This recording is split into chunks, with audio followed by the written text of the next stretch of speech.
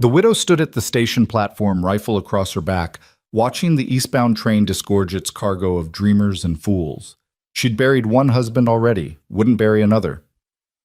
When the gentleman in the fine coat stepped down, all polish and propriety, Clara Vaughn knew immediately this one would break, or she would. The advertisement had promised her a working man. What arrived was something else entirely, a man running from ghosts she couldn't yet see. But out here, the land revealed everything.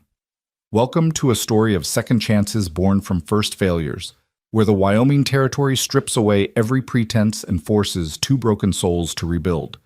Not just a ranch, but themselves. Stay with us until the very end to discover how a man who lost everything found the one thing worth keeping. And please, comment below with your city so I can see how far this story travels across the world. Now, let's begin. The train's whistle cut through the April morning like a knife through silk, its mournful wail echoing across the endless Wyoming plains.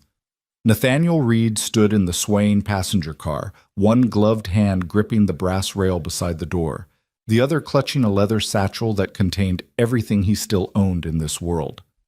Which wasn't much. 3 changes of clothes, a shaving kit, 2 books of poetry he couldn't bring himself to sell, and a single photograph he should have burned months ago. Through the soot-stained window, he watched the landscape transform from the last vestiges of civilization into something wild and unforgiving. The mountains in the distance stood like sentinels guarding secrets the East Coast would never understand. Out here, a man's past didn't matter as much as his willingness to work. At least, that's what he'd been told. That's what he desperately needed to believe. The conductor, a grizzled man with more wrinkles than teeth, moved through the car announcing stations. Redemption Creek, Wyoming Territory. Watch your step, folks. Wind's got teeth today. Redemption Creek. The name felt like either a promise or a cruel joke. Nathaniel supposed he'd find out which soon enough. He descended the metal steps carefully, his city shoes slipping slightly on the dew-damp platform. The wind hit him immediately, not the gentle breezes of Boston's harbor, but something fierce and personal, carrying the scent of sage and distance and possibility. It tangled his dark hair and made his eyes water, and for a moment he simply stood there, letting it strip away the last remnants of the man he'd been.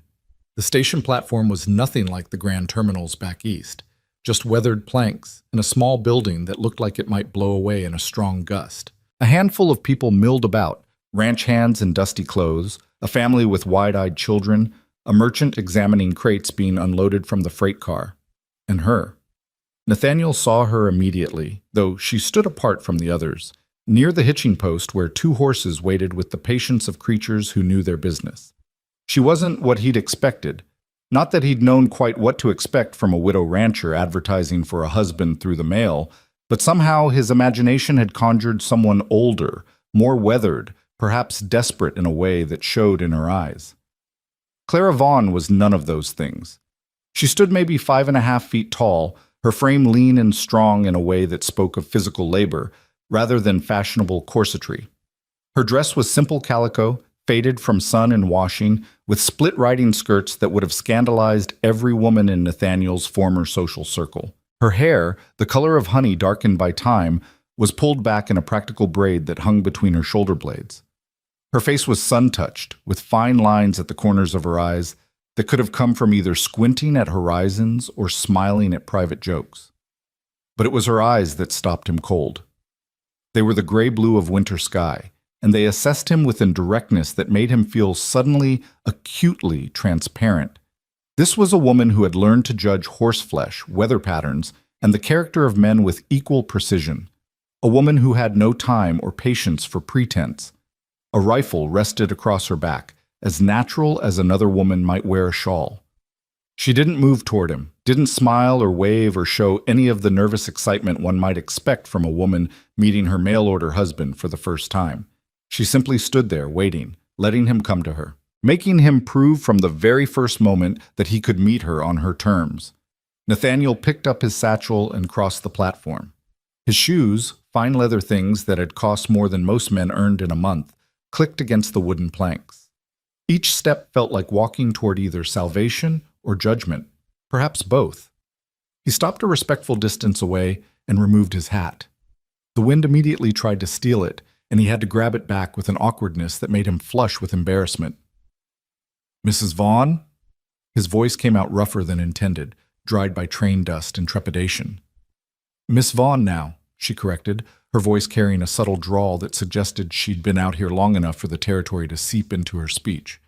"Or just Clara. We don't stand much on formality out here, Mr. Reed." "Nathaniel," he offered, "if we're foregoing formality."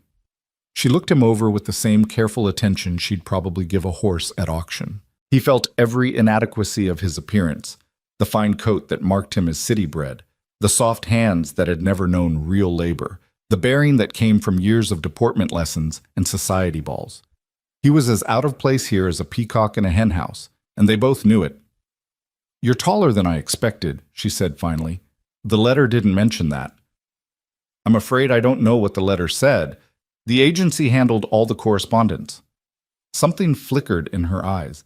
Not quite suspicion, but close. "The agency." "Right. So you don't know what I'm looking for?" "A working man," Nathaniel said, echoing the phrase from the brief telegram he'd received in Denver. "Someone who'll stay. Someone who knows the value of land and honest labor." Clara's mouth twitched, not quite a smile. "That's a pretty way of putting it. What it means in plain terms is I need someone who can mend fence, birth calves, break horses, and not run for the hills when winter comes hard." "Can you do any of those things, Nathaniel Reed?" Honesty warred with desperation in his chest. He'd come too far to turn back now, spent his last real money on the train ticket and the agency's fee, but he'd also learned, in the hardest way possible, what happened when you built a life on lies. "No," he admitted, "but I can learn." She studied him for a long moment. Behind them, the train whistled again, preparing to depart. The sound felt like a door closing on his old life. "Why'd you leave?" she asked suddenly. "Man with clothes like that, speech like yours. You didn't grow up wanting to break your back on a Wyoming ranch. Something drove you out here. I need to know what." The photograph in his satchel seemed to burn like a coal. The memory of scandal, of whispered accusations and social doors slamming shut, of his father's face twisted with rage and disappointment. "I made mistakes," he said carefully. "Trusted the wrong people. My family's business was ruined, our name destroyed. I have nothing left back there." "Debts?" "All settled. I sold everything I could to make sure of that." "The law after you?" "No, ma'am. Nothing like that." Clara's eyes narrowed slightly. "Woman trouble?" Heat crept up Nathaniel's neck. "In a manner of speaking. I was engaged. Her father was my father's business partner. When everything collapsed, she made it clear I was no longer a suitable match." "She break it off, or you?" "I did. Once I realized she'd known about her father's embezzlement all along." Something shifted in Clara's expression, some infinitesimal softening. "So you've got honor at least, or pride. Sometimes hard to tell the difference." She turned to the horses, running a hand along the neck of a sturdy paint mare. "This is Juniper. She's got more sense than most people I know. You ever ridden?" "Some. Recreational riding in the park. I'm sure it's not—" "It's not," Clara cut him off, but there was no mockery in her tone, just fact. "But if you're willing to learn, Juniper's patient. We'll start you on her." She gestured to the larger horse, a rangy buckskin gelding with intelligent eyes. "This is Prophet. He's mine. Don't try to ride him unless I say so, and don't ever approach him without speaking first. He doesn't like surprises." "Understood." Clara untied both horses and handed him Juniper's reins. "You know how to mount, at least." Nathaniel's recreational riding had involved expensive saddles and grooms to help mount. The stirrup on Juniper's well-worn saddle hung at a height he wasn't sure he could reach gracefully, but Clara was watching, and he'd rather break his neck than admit defeat in the first 5 minutes. He grabbed the saddle horn and the cantle, put his foot in the stirrup, and hauled himself up with more determination than skill. He made it into the saddle, though not gracefully, and Juniper shifted slightly, as if amused by his awkwardness. "You'll do," Clara said, which felt like the highest praise she was likely to offer. She swung onto Prophet with the easy grace of someone who'd been riding since before she could walk. "It's an hour's ride to the ranch. Keep up, and if you start to fall, grab mane and hold on. Juniper won't bolt, but she won't stop for tears either." With that encouraging advice, Clara clicked her tongue and urged Prophet into an easy lope. Nathaniel's attempt to follow was less smooth. Juniper responded to his uncertain cues with tolerant patience, and they set off across the plains. The land stretched out before them in ways that made Nathaniel's chest tight.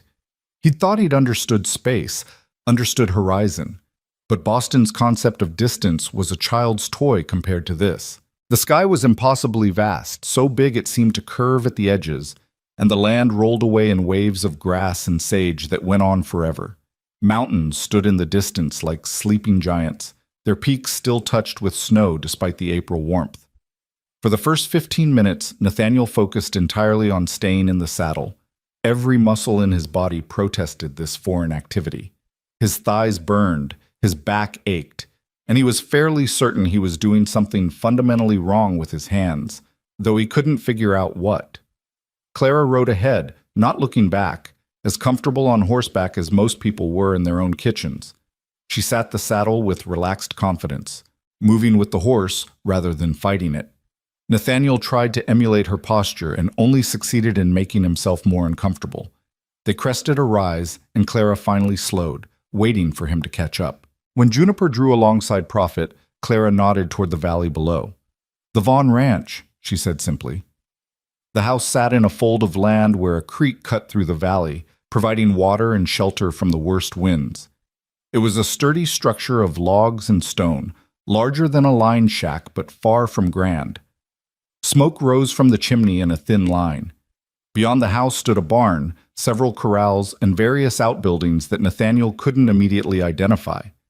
Cattle grazed across the valley floor, and he could see sheep on the farther hillside, white dots against the green-gold grass. It was beautiful in a stark, practical way.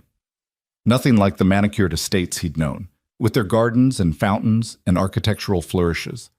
This was a place carved from wilderness through sheer will and constant work. A place that demanded everything from its inhabitants and gave back only to those willing to pay the price. "Your late husband built this?" Nathaniel asked. Clara's jaw tightened almost imperceptibly. "We built it together, 15 years of work. Thomas died 3 winters ago, fell through creek ice checking on cattle, dead before I could get him back to the house." The flatness of her tone suggested she'd told this story before, had worn the sharp edges off the grief through repetition. But Nathaniel could hear the loss underneath, carefully buried but never quite gone. "I'm sorry." "So was I. Still am, some days." She nudged Prophet forward, starting down the slope. "But sorry doesn't feed cattle or mend fence. I've got 200 head of cattle, 50 sheep, 6 horses, and 300 acres that need working.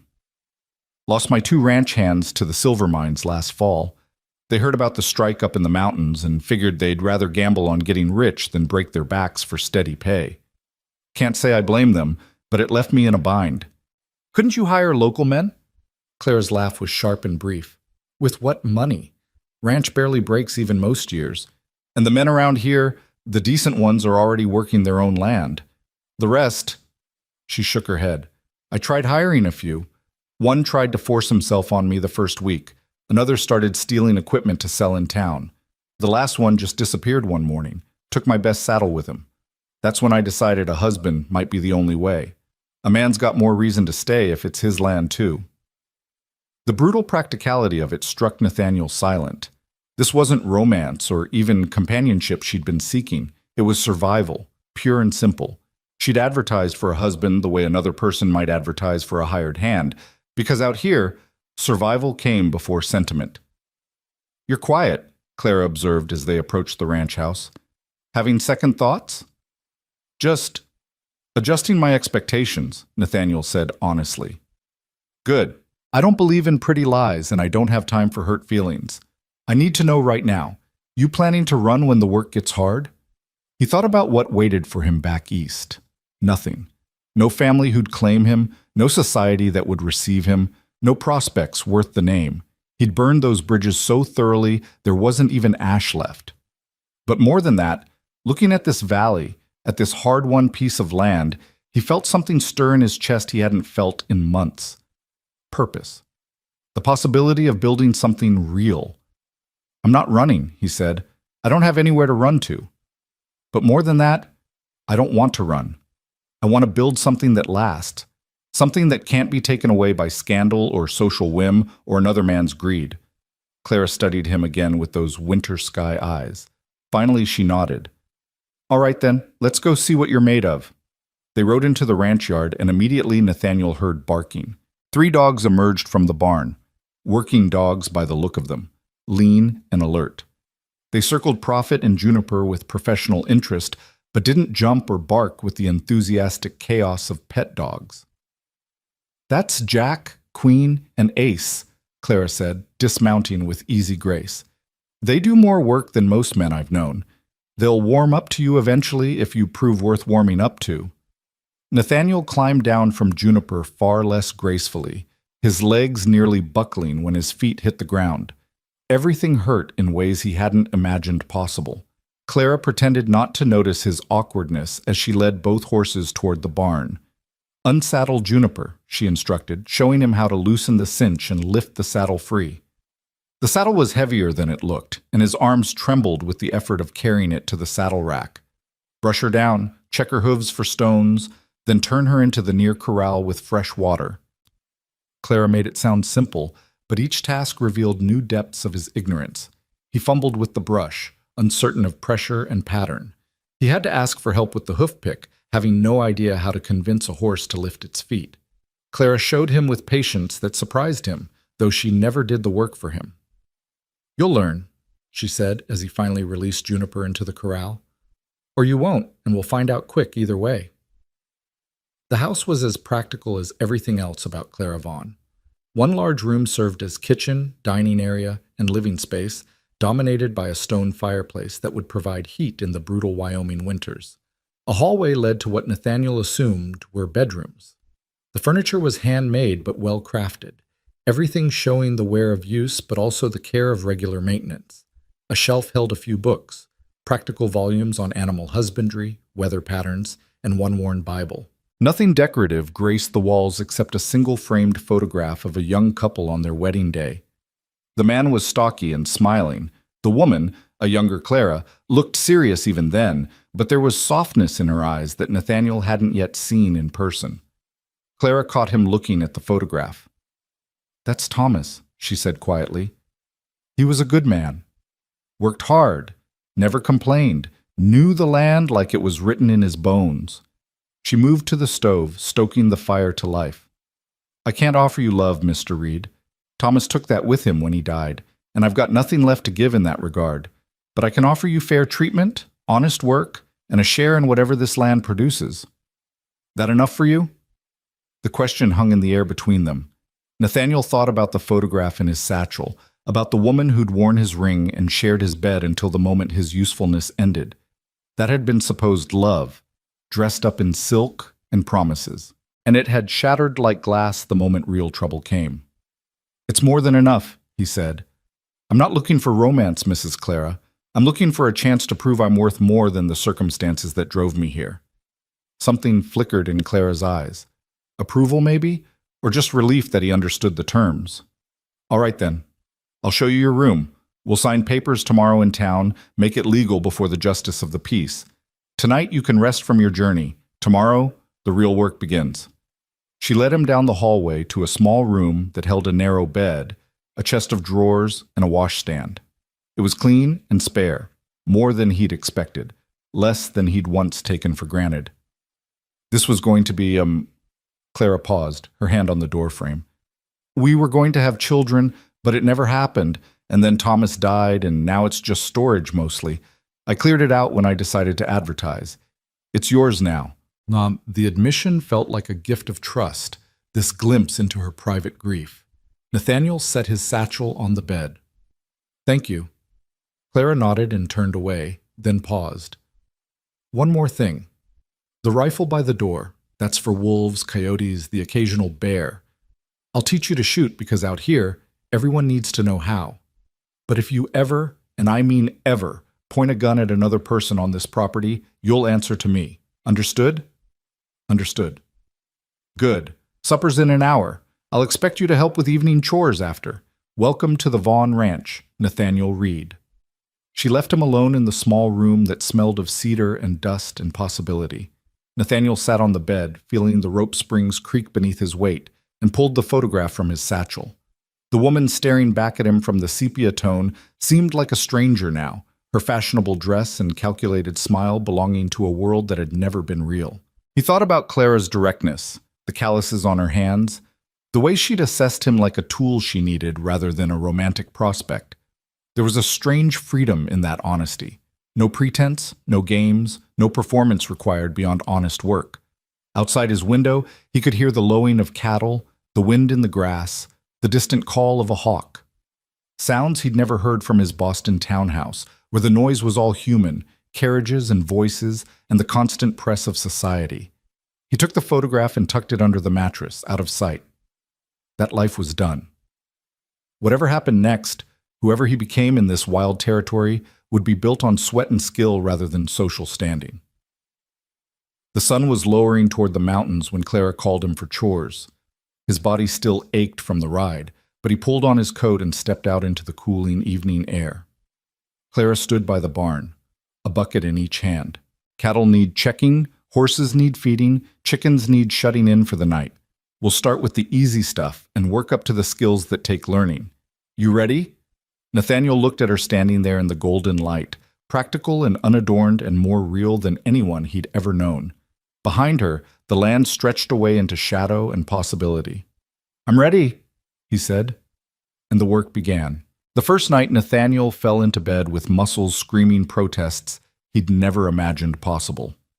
Simple tasks, carrying water buckets, forking hay, herding chickens into their coop, had exposed every inadequacy of his genteel upbringing. His hands, soft from years of pen pushing and glove wearing, had blistered within the first hour.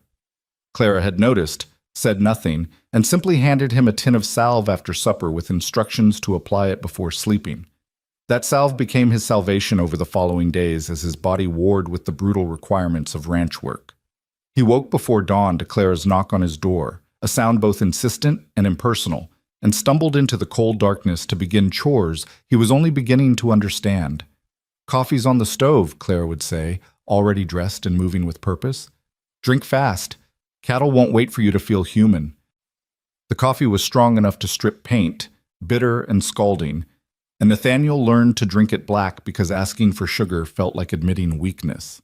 He'd watch Clara move through the pre-dawn routine with economical grace, pulling on her worn boots, checking the rifle by the door, braiding her hair with quick practiced movements that spoke of thousands of identical mornings. You coming or just decorating the doorway? She'd ask without looking at him, and he'd grab his own coat and follow her into the darkness. The cattle needed checking every morning, a task that involved riding the fence line to ensure none had wandered or been taken by predators during the night. Nathaniel's riding improved through sheer necessity, though he suspected Juniper deserved more credit than his skill. The mare seemed to understand his incompetence and compensated for it, following Prophet without requiring much guidance. See that? Clara pointed to tracks in the soft earth near the creek. Wolf, big one. Came through last night, probably testing the fence. Nathaniel saw only disturbed dirt, but he nodded as if he understood. Wolves are smart, Clara continued, scanning the surrounding hills with eyes that missed nothing. They'll probe for weakness, find the sick or injured cattle. That's why we ride every morning. Show them we're watching. Do you have to shoot them often? Often enough. I don't kill for sport, but I kill to protect what's mine. Out here, that's just the cost of survival. She glanced at him, assessing something in his expression. That bother you? No, Nathaniel said honestly. Everything has a cost. I'm learning that. Something flickered in Clara's face. Not quite approval, but close. She urged Prophet forward, and Nathaniel followed, trying to commit every detail to memory. Which plants the cattle favored, where water pooled after rain, how to read the sky for coming weather. Clara taught through example rather than lecture, expecting him to observe and learn or fail and suffer the consequences. On the third morning, she handed him a coiled rope. Time you learn to use this. Can't work cattle without knowing how to rope. The lasso felt foreign in his hands, the weight and balance unlike anything he'd handled before. Clara demonstrated with casual expertise, her loop sailing out to settle around a fence post with perfect precision. Your turn! Nathaniel's first attempt tangled around his own legs. His second hit the ground 3 feet short of the target. His third, fourth, and fifth weren't much better. Clara watched without comment, letting him struggle, and only when he'd exhausted himself with failure did she step in. "You're thinking too much," she said, positioning herself behind him and guiding his hands through the motion. Her touch was impersonal, instructional, but Nathaniel felt suddenly aware of her proximity, the scent of soap and leather, the strength in her calloused hands. "Feel the rope, don't force it. Let the motion come from your whole body, not just your arm." She stepped back and he tried again. This time the loop sailed out straighter, though it still fell short of the post. "Better," Clara said. "Practice every morning until it's natural. You'll need it." That became his routine. Morning chores, breakfast of whatever Clara had prepared, usually biscuits and gravy, eggs when the chickens were generous, occasionally bacon from their small smokehouse. Then the real work of the day, which varied with need and season. Mending fence, moving cattle, checking sheep for signs of disease, repairing equipment that constantly broke under the strain of hard use. Every task exposed new ignorance. Nathaniel had never understood how many small skills comprised ranch work, how much knowledge was required just to keep livestock alive and infrastructure functional. He learned to splice rope, treat minor wounds on animals, recognize the signs of good grass versus poor. He learned that cattle were mostly stupid, but occasionally cunning, that sheep were perpetually suicidal, and that horses possessed more personality than most people he'd known in Boston. "Why'd you name them Jack, Queen, and Ace?" he asked one evening as they worked together to repair a section of corral fence. The dogs lay nearby, watching with professional interest. Clara didn't look up from the post she was setting. "Thomas named them. He was a card player before we married, made his stake in a poker game in Denver. Said these three were his real winning hand, worth more than any cards." Her mouth quirked slightly. "He wasn't wrong. Jack's got the best nose for tracking I've ever seen. Queen's the smartest. She can work cattle or sheep, makes the decisions when I'm not close enough to direct. Ace is the enforcer, keeps the other animals in line. They're remarkable. They're working dogs. That's what they're bred for." But he heard the affection underneath her practical tone. These animals were partners in survival, not pets, but that didn't mean she didn't value them. The fence repair took until dusk. Nathaniel's hands bled from splinters despite the gloves Clara had provided. Work gloves, rough leather things that fit poorly but offered some protection. He tried to hide the blood, but Clara saw everything. "Let me see," she demanded when they'd finally finished. He held out his hands reluctantly. Several splinters remained embedded in his palms, surrounded by inflamed skin. Clara fetched her kit without a word, the same practical bag she used for livestock injuries. She worked in the fading light, her touch surprisingly gentle as she extracted each splinter with tweezers and cleaned the wounds with something that burned like liquid fire. "This is going to keep happening," she said matter-of-factly. "Your hands need to toughen up. Until they do, you'll hurt." "I'm not complaining." "No, you're not." She looked at him directly for the first time all day. Really looked at him rather than through him. "I expected you to quit by now. Most men from your background would have."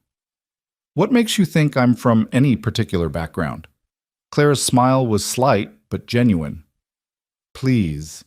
The way you talk, the way you hold yourself even when you're exhausted, those clothes you arrived in, you might as well have worn a sign saying Boston Gentleman.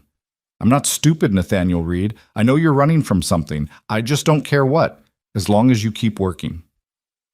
The honesty deserved honesty in return. "My father owned a shipping company," Nathaniel said quietly. "His partner embezzled everything, left us with nothing but debts and scandal. My engagement ended, my family's social standing evaporated, and my father, he died of a heart attack before the courts finished their investigation. I sold everything we had left to settle the debts because the law wouldn't hold me responsible, but I would. That's who I was running from. Myself, I suppose. The man who was too blind to see what was happening until it was too late." Clara finished bandaging his hands in silence. When she spoke, her voice was softer than he'd yet heard it. "Thomas and I, we came out here with nothing. Built this place from scratch because we were too stubborn to fail. The land doesn't care about your past, Nathaniel. It only cares about today's work and tomorrow's survival. You keep that in mind, you might actually make it." The following Saturday, they rode into Redemption Creek for supplies and to sign the marriage papers. The town was barely worthy of the name, a single street with a general store, saloon, church, and handful of other buildings that served the scattered ranching community. People watched as they rode in, curiosity naked on their faces. "Don't mind them," Clara said quietly. "Small towns live on gossip. By tomorrow, everyone will know I married some Eastern gentleman. They'll have opinions." "Will it cause you trouble?" "I stopped caring about other people's opinions when Thomas died, and half the town thought I should sell the ranch and move back east to live with relatives." Her jaw set in that stubborn line he was learning to recognize. "I built that place. It's mine. Anyone who doesn't like my choices can go to hell." The justice of the peace was a dried-up stick of a man named Hutchins who ran the general store when he wasn't officiating weddings and settling disputes. He looked Nathaniel up and down with undisguised skepticism. "You sure about this, Clara? Man looks like he'd blow away in a stiff wind." "He's stronger than he looks," Clara said, and Nathaniel felt an absurd flush of pride at her defense. "Can we get on with it? We've got supplies to buy and a long ride home." The ceremony took perhaps 5 minutes. No flowers, no witnesses beyond Hutchins' wife, who was called in from the store, no romance whatsoever. They signed papers, exchanged no rings, spoke vows that were purely legal rather than emotional. When Hutchins pronounced them married, Clara didn't offer her lips for a kiss, and Nathaniel didn't presume to try. They shook hands instead, a business transaction concluded. "Congratulations," Hutchins said dryly. "May you both prosper, or at least not kill each other before spring." In the general store, Clara moved through her supply list with practiced efficiency. Flour, salt, sugar, coffee, ammunition, lamp oil, a few other necessities. Nathaniel noticed her counting coins carefully, making decisions about what could wait until next month. The ranch might be hers, but money was clearly tight. "Add those," he said quietly, gesturing to a few items she'd passed over. A better grade of coffee, a tin of peaches, some peppermint sticks. Clara frowned. "That's not necessary. Consider it a wedding present. I have a little money left. Not much, but enough for small luxuries." For a moment he thought she'd refuse out of pride. Then her expression softened almost imperceptibly. "All right, thank you." At the counter, Hutchins' wife, a plump woman with kind eyes, smiled at them. "It's good to see you settling down again, Clara. You've been alone too long." "I haven't been alone," Clara corrected. "I've been working. There's a difference." "Still, a ranch needs more than one pair of hands." She looked at Nathaniel with the same assessing gaze everyone in town seemed to possess. "You know anything about ranching, young man?" "I'm learning, ma'am." "That's honest, at least. You'll need honesty more than anything out here. That and a strong back." She wrapped their purchases in brown paper, her movements quick and efficient. "Clara's good people, but she doesn't suffer fools. You treat her right." "I intend to." On the ride back, loaded down with supplies, Clara was quieter than usual. Nathaniel let the silence stretch, watching the play of late afternoon light across the grass. The land looked different now than it had a week ago. Less alien, more like something he was beginning to understand, even if he hadn't mastered it. "Thank you," Clara said suddenly, "for the extras, and for not making a fuss about the wedding." "Were you expecting me to?" "I don't know what I was expecting." She adjusted her grip on Prophet's reins, her eyes on the horizon. "Thomas and I, we married for love. Young and stupid and convinced that was enough. Turned out love and hard work together made something strong. But I don't have love to offer anymore, Nathaniel. I need you to know that's not changing." "I understand." "Do you?" She glanced at him, vulnerability showing for just a moment before she locked it away again. "Because I've seen men think they can change a woman's mind through persistence or charm or just being patient. I'm telling you now, my heart's buried with Thomas. This is a business arrangement that happens to have legal papers. That's all it can be." Nathaniel thought about his engagement, about the woman who'd claimed to love him until the money disappeared, about the society that had embraced him until scandal struck, about the father who died still disappointed in his son's blindness. "I spent years in a world where everyone performed emotions they didn't feel," he said carefully. "Where love was declared freely but meant nothing when tested. You're offering me honesty, Clara. That's worth more than pretty lies wrapped in romance. I won't pretend I'm not grateful for the chance you've given me, but I won't pretend it's something it isn't." She studied him for a long moment, then nodded. All right then. We understand each other. They rode the rest of the way in comfortable silence, and when they arrived at the ranch, they worked together to unload supplies and settle the horses with the easy coordination of people learning each other's rhythms. It wasn't romance, wasn't the dramatic passion of novels or poetry, but it was real, and it was honest. And Nathaniel found himself valuing that more than he'd expected. That night, after supper, Clara pulled out a ledger and spread it on the table. You're part owner now. Might as well understand what you've gotten yourself into. The numbers told a stark story. The ranch survived, but barely. Every season was a gamble against weather, predators, disease, and market prices in distant cities. Clara had managed to hold on through Thomas's death in 2 years alone, but the margins were thin. One bad winter, one disease outbreak, one significant equipment failure could destroy everything. Why sheep and cattle both? Nathaniel asked, studying the figures. Wouldn't specializing be more efficient? Diversification is survival out here. Cattle prices drop, sheep pick up the slack. Drought hits, sheep can survive on rougher forage than cattle. Plus the wool provides income in winter when we're not selling meat. She tapped the ledger with her pencil. Thomas figured that out our 3rd year when cattle prices crashed. The sheep saved us. It's brilliant, actually. Risky, but brilliant. Clara looked surprised. You understand finance. I managed my father's accounts before, he gestured vaguely, before everything collapsed. I'm good with numbers, if nothing else. Something shifted in Clara's expression. Interest, maybe even respect. Then you can take over the books. I hate doing them, always have. If you can find ways to stretch our dollars further, I'm listening. They spent the next 2 hours going over every expense, every income stream, every debt and asset. Nathaniel found himself engaged in a way he hadn't been in months, his mind working through problems that had actual consequences rather than the abstract financial maneuvering of his father's business.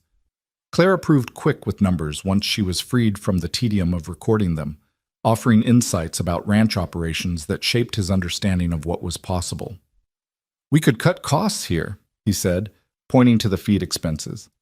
If we planted our own grain instead of buying it, the initial investment would pay off within 2 seasons. Need equipment for that. Plow, harrow, seed. Don't have the capital. What if we started small? Use hand tools, plant just enough for the horses' first year. Expand as we can afford. Clara considered it, her pencil tapping against her teeth. That could work. Be backbreaking labor, though. Everything here is backbreaking labor. Might as well break our backs doing something that saves money. She laughed, a genuine sound that transformed her face. You're starting to think like a rancher. That's either very good or very dangerous. The days folded into weeks, each one building Nathaniel's competence through small increments and painful lessons. He learned to read cattle behavior, to anticipate when a cow was about to bolt or a calf was sick. He learned to mend harness with borrowed needle and strong thread, to sharpen tools on the whetstone until edges gleamed, to judge the weather by the way clouds moved across the mountains. His hands grew calloused, his shoulders strengthened, his soft city muscles transformed slowly into something harder and more useful. The blisters that had plagued his first week became memory, replaced by tough skin that could handle rough work. He learned to move like Clara moved, economically, preserving energy for the long days that stretched from before dawn until after dark.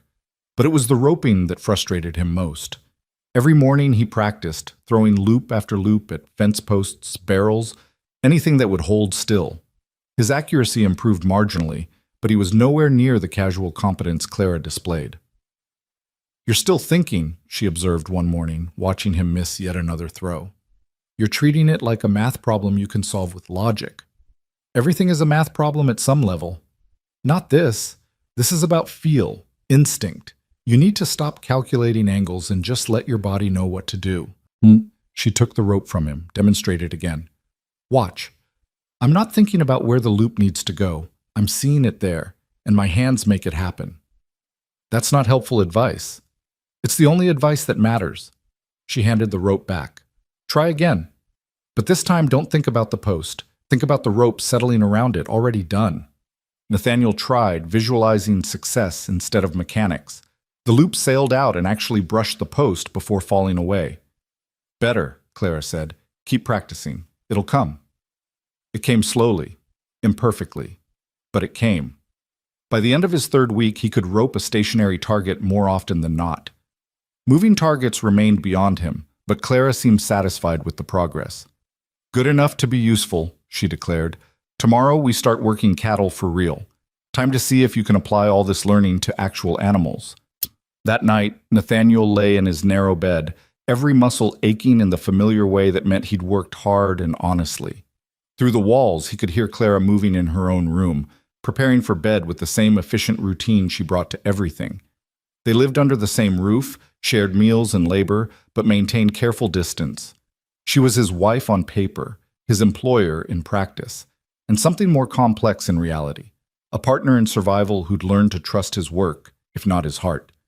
He thought about the life he'd left behind, the elegant parties and social maneuvering, the business dealings and polite fictions. That world seemed impossibly distant now, almost imaginary. Out here, under stars so bright they seemed close enough to touch, life was simpler even if it was harder.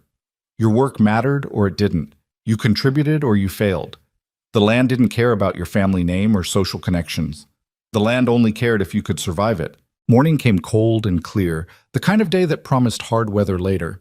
Clara was already up, stoking the fire and preparing coffee with quick, practiced movements. "Storm's coming," she said without preamble. "We need to move the cattle to lower pasture before it hits. This time of year, spring storms can turn deadly fast." They rode out at first light, the dogs ranging ahead with purposeful energy. The cattle were scattered across the upper valley, grazing on new grass that had come with the April warmth. Getting them moving required strategy and patience, skills Nathaniel was still developing. "Don't chase them," Clara instructed. "Guide them. Use Prophet's position to suggest direction, not force it. Cattle are herd animals. Get a few moving the right way, the rest will follow." In theory, it sounded simple. In practice, cattle proved remarkably stubborn about moving in any direction they hadn't personally chosen. Nathaniel spent the first hour learning this lesson repeatedly, as cows simply walked around him or stopped to stare with bovine indifference. Clara worked the other side of the herd with Jack and Queen, her movements precise and minimal. She'd position Prophet just so, and the cattle would flow around her like water around a stone, moving gradually toward the lower valley, without seeming to realize they were being herded. It was beautiful to watch, the communication between horse, dogs, and handler so seamless it seemed like telepathy. "Stop trying to dominate them," Clara called across the herd. "You're partners in this, not adversaries." Nathaniel took a breath, forced himself to relax. He thought about what Clara had said about roping, feel instead of calculation. He stopped trying to force the cattle and started suggesting, using Juniper's position to indicate direction rather than demand it. Slowly, grudgingly, the cattle near him began to drift toward the rest of the herd. "Better," Clara's approval carried across the distance.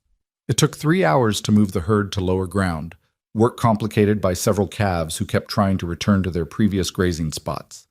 By the time they had the cattle settled in the more sheltered valley, Nathaniel was exhausted and sweating despite the cool air. "Look," Clara said, pointing to the mountains.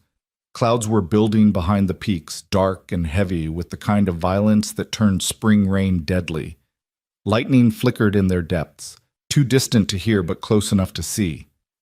"We need to get back to the house," she said urgently. "These storms move fast." They rode hard, pushing the horses in ways Clara never normally did.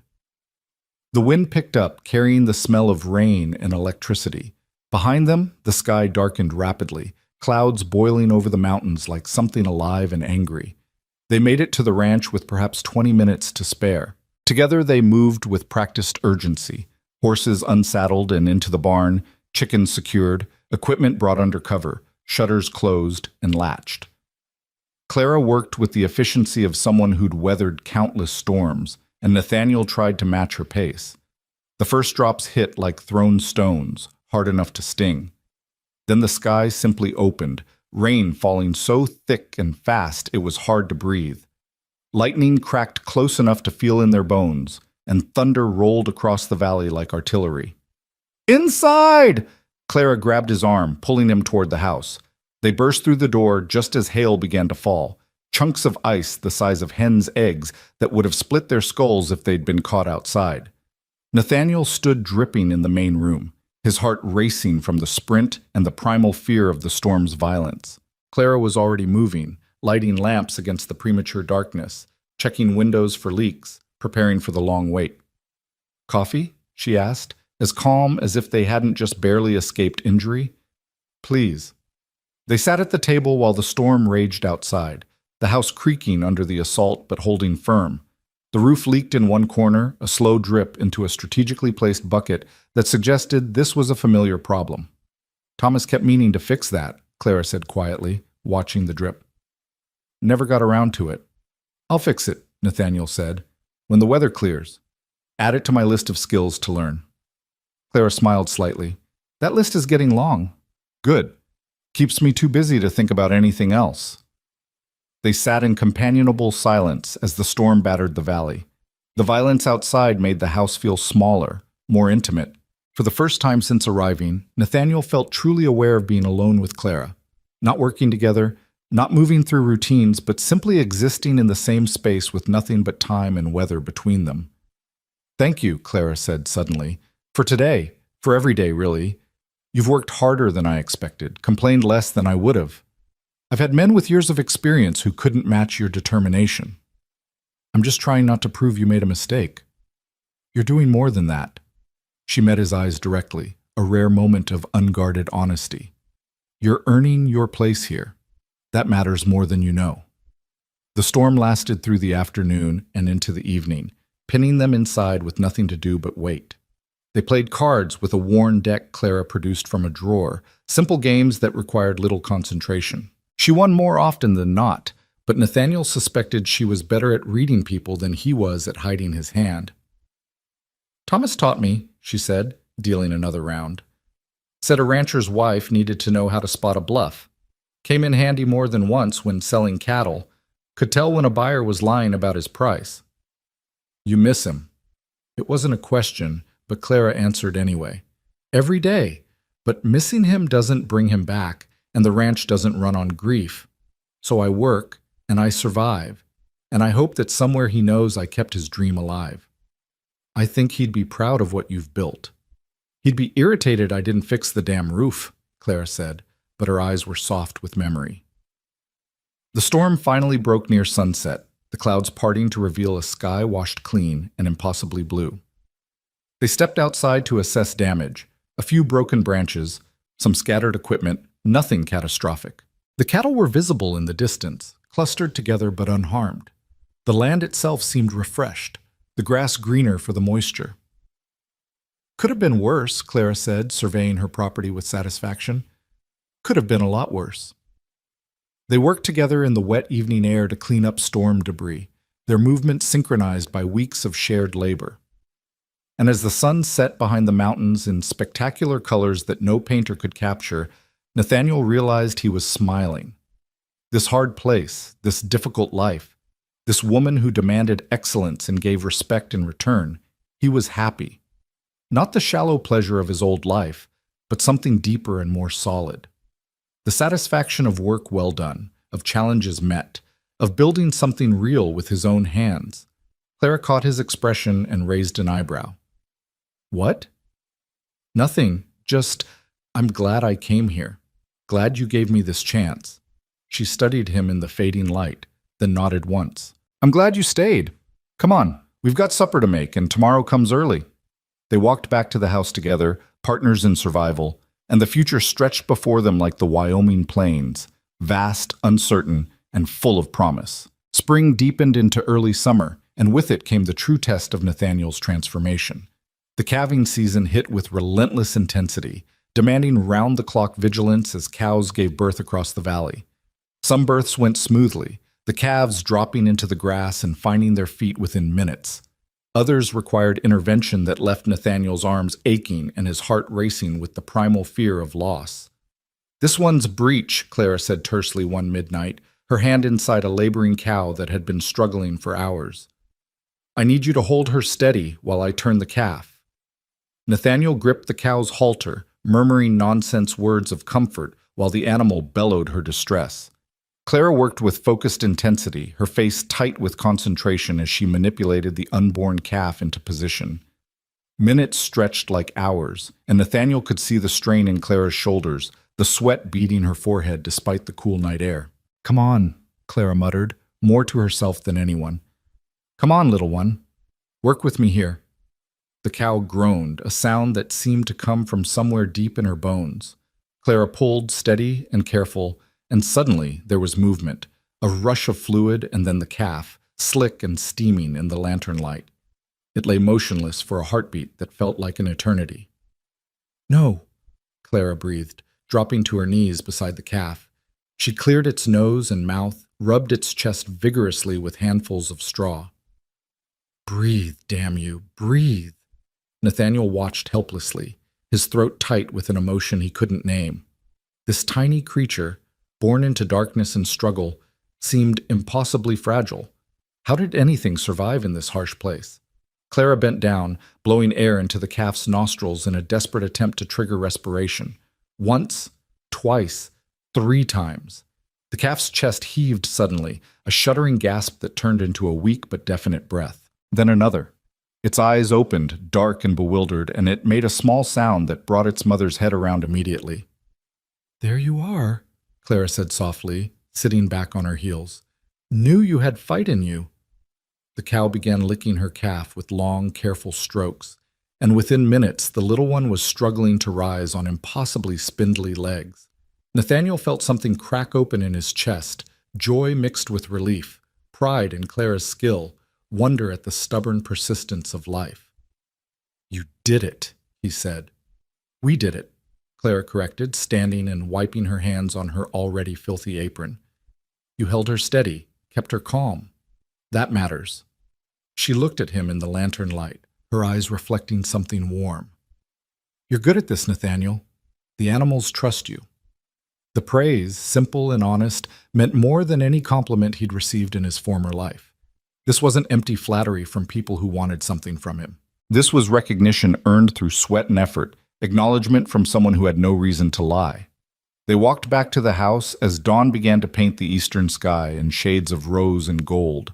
The valley was coming alive with birdsong, and the air smelled of dew and new grass. Nathaniel was exhausted, filthy, and happier than he'd been in years. "Coffee and breakfast," Clara said, pushing open the door. "Then maybe 2 hours of sleep before we need to check the south pasture." "You're not even human," Nathaniel said, but he was smiling. "I'm a rancher. Same thing." They moved through the morning routine with the ease of long practice, and as Nathaniel finally collapsed into his bed for a brief rest, he could hear Clara already outside again, her voice calling to the dogs. The woman seemed to run on determination and coffee, with sleep somewhere far down her list of priorities. But the calving season also brought trouble in forms both expected and surprising. Predators, drawn by the scent of vulnerable newborns, began testing the ranch's defenses with increasing boldness. Nathaniel learned to sleep light, waking at the slightest unusual sound and grabbing the rifle Clara had taught him to use with grudging competence. One night, the dog's frantic barking brought them both running from the house to find a wolf circling the cattle pen, its eyes reflecting green in the lamplight. It was massive, bigger than any dog, with frost-colored fur and an intelligence in its gaze that was somehow worse than simple animal hunger. "Get behind me," Clara ordered, raising her rifle with practiced ease. But Nathaniel had his own rifle now, and he'd been practicing as diligently with it as he had with the lasso. He took position beside her instead of behind, and when the wolf shifted its weight to spring, he fired. The shot went wide. He was still no marksman, but it was close enough to make the wolf reconsider. Clara's follow-up shot hit the dirt directly in front of the creature, and that was enough. The wolf melted back into the darkness, its departure so swift and silent it seemed almost supernatural. "You missed," Clara observed. "I was aiming to scare it off. You said you don't kill unless necessary." She looked at him with something that might have been approval. "Good judgment. That wolf wasn't desperate yet, just testing. We scared it enough to move on to easier prey, but if it comes back, we'll have to finish it." "I understand." They stood together in the darkness, listening to the settling sounds of frightened cattle and the dog's continued vigilance. The night pressed around them, vast and full of hidden life, and Nathaniel felt acutely aware of how small the ranch was in comparison, a tiny island of human order in an ocean of wilderness. "You've changed," Clara said quietly, not looking at him. "When you first arrived, I gave you maybe 2 weeks before you'd break. But you didn't. You just kept working, kept learning. Why?" "Because I have nowhere else to go isn't a good enough answer anymore," Nathaniel said slowly, working through thoughts he'd been avoiding examining too closely. I think I was looking for something real. My whole life was performance, saying the right things, wearing the right clothes, making the right connections. Nothing actually mattered. But this?" He gestured at the ranch, the land, the life they were building. "This matters. What we do here has consequence. If we work hard, the ranch survives. If we fail, it dies. There's honesty in that." Clara was silent for a long moment. When she finally spoke, her voice carried an emotion he couldn't quite identify. "Thomas used to say something similar. That's why he left Denver, left the card tables and easy money. He wanted to build something that couldn't be lost in a single bad hand." She paused. "I think he'd like you. You're different from him in most ways, but that core thing, that need for honest work, he'd recognize that." It was perhaps the highest compliment she could offer, this comparison to the husband she still mourned. Nathaniel felt the weight of it, the responsibility of living up to a dead man's memory. "I hope I can earn that comparison," he said softly. They returned to the house as the first hints of dawn touched the mountains, and this time when they parted for their separate rooms, something had shifted between them. Not romance, Clara had been clear about that, but deepening respect, growing trust, the foundation of partnership that went beyond their legal arrangement. The days that followed brought new challenges that tested everything Nathaniel had learned. A fence break in the north pasture required emergency repairs in driving rain. 3 sheep developed some kind of respiratory infection that had Clara dosing them with medicines she mixed from ingredients in her medical kit, explaining the process so Nathaniel could help with the next crisis. A wildfire started on the neighboring property, and they spent 16 hours helping fight it before the wind finally shifted and pushed it back on itself. Through it all, Nathaniel worked alongside Clara with increasing competence. His roping improved until he could catch a moving calf more often than not. His riding became natural enough that he could focus on the work rather than simply staying in the saddle. His hands, thoroughly calloused now, could splice rope or mend harness without conscious thought. But it was the land itself that taught him the deepest lessons. He learned to read the subtle signs of changing weather in the behavior of animals and the smell of the wind. He learned which plants were good forage and which were poison, which areas held water after rain and which dried out within days. He learned the rhythms of the seasons, the way light changed as summer approached, the sounds that meant peace and the sounds that meant trouble. One evening in early June, they stood together on a rise overlooking the valley, watching the cattle graze peacefully in the long light. The grass was lush from spring rains, the creek ran full and clear, and the mountains stood purple against a sky still bright with day. "This is what Thomas and I dreamed of," Clara said softly. "When we first came out here with nothing but ambition and stupidity, this is what we imagined. Land that could sustain us, animals healthy and multiplying, a place that was truly ours." She glanced at Nathaniel. "He didn't live to see it fully realized, but you have. You've helped make this dream real. I'm just one more pair of hands. You're more than that." Clara turned to face him fully, her expression serious. "I need to tell you something. The bank's been pressuring me about the mortgage. Thomas took it out to buy more cattle 3 years ago, and I've been barely keeping up with payments. They've given me until August to pay it off in full, or they're taking the ranch." The words hit Nathaniel like a physical blow. "How much?" $800. It might as well have been 8,000. That sum represented more cash than the ranch generated in profit over multiple years. "Why didn't you tell me this before?" "Because I was hoping I wouldn't have to. I've been selling off breeding stock, taking on extra work where I can find it, squeezing every penny. But I'm not going to make it, Nathaniel. I'm going to lose everything Thomas and I built." Her voice remained steady, but he could see the devastation in her eyes. "I married you thinking an extra worker might increase profits enough to save us. But the market's been down, we've had losses, and I'm out of time." Nathaniel's mind raced through possibilities, calculations, desperate schemes. What if we sell more cattle, take them to market early? Prices are terrible right now. We'd get maybe half what they're worth, and we'd cripple our breeding program for years. It's not sustainable. The sheep, then? The wool? Already sold everything we produced this spring. It wasn't enough. Clara's shoulders sagged slightly, a rare show of defeat. I wanted to tell you before the bank sends someone out. You should know what you're facing. If we lose the ranch, you're free of this arrangement. I released you from nothing, but you also owe me nothing. You can walk away. Walk away? Nathaniel stared at her. You think I'd abandon you? Abandon this place? You have no reason to stay if there's no ranch. I have every reason. The words came out more forcefully than he'd intended, surprising them both. Clara, this is my home now. The only real home I've ever had. These months here, this work, this life, it's the first time I've felt like I mattered, like I was building something real. You think I'd just walk away from that? Clara's eyes glistened suspiciously, but her voice remained controlled. Noble sentiments don't pay bank debts. No, but maybe I can. Nathaniel's thoughts were racing now, pieces clicking together.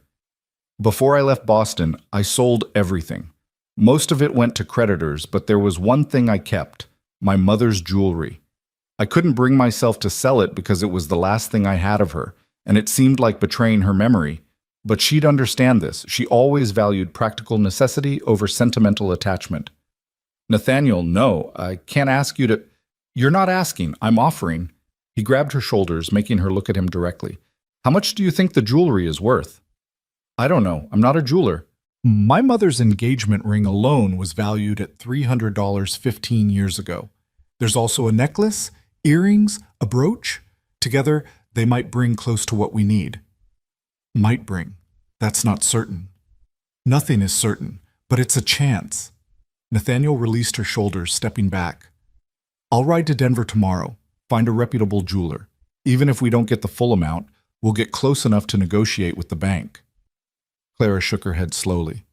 That's your family's legacy, all you have left of your mother. My mother would tell me that land and honest work matter more than jewels collecting dust in a satchel.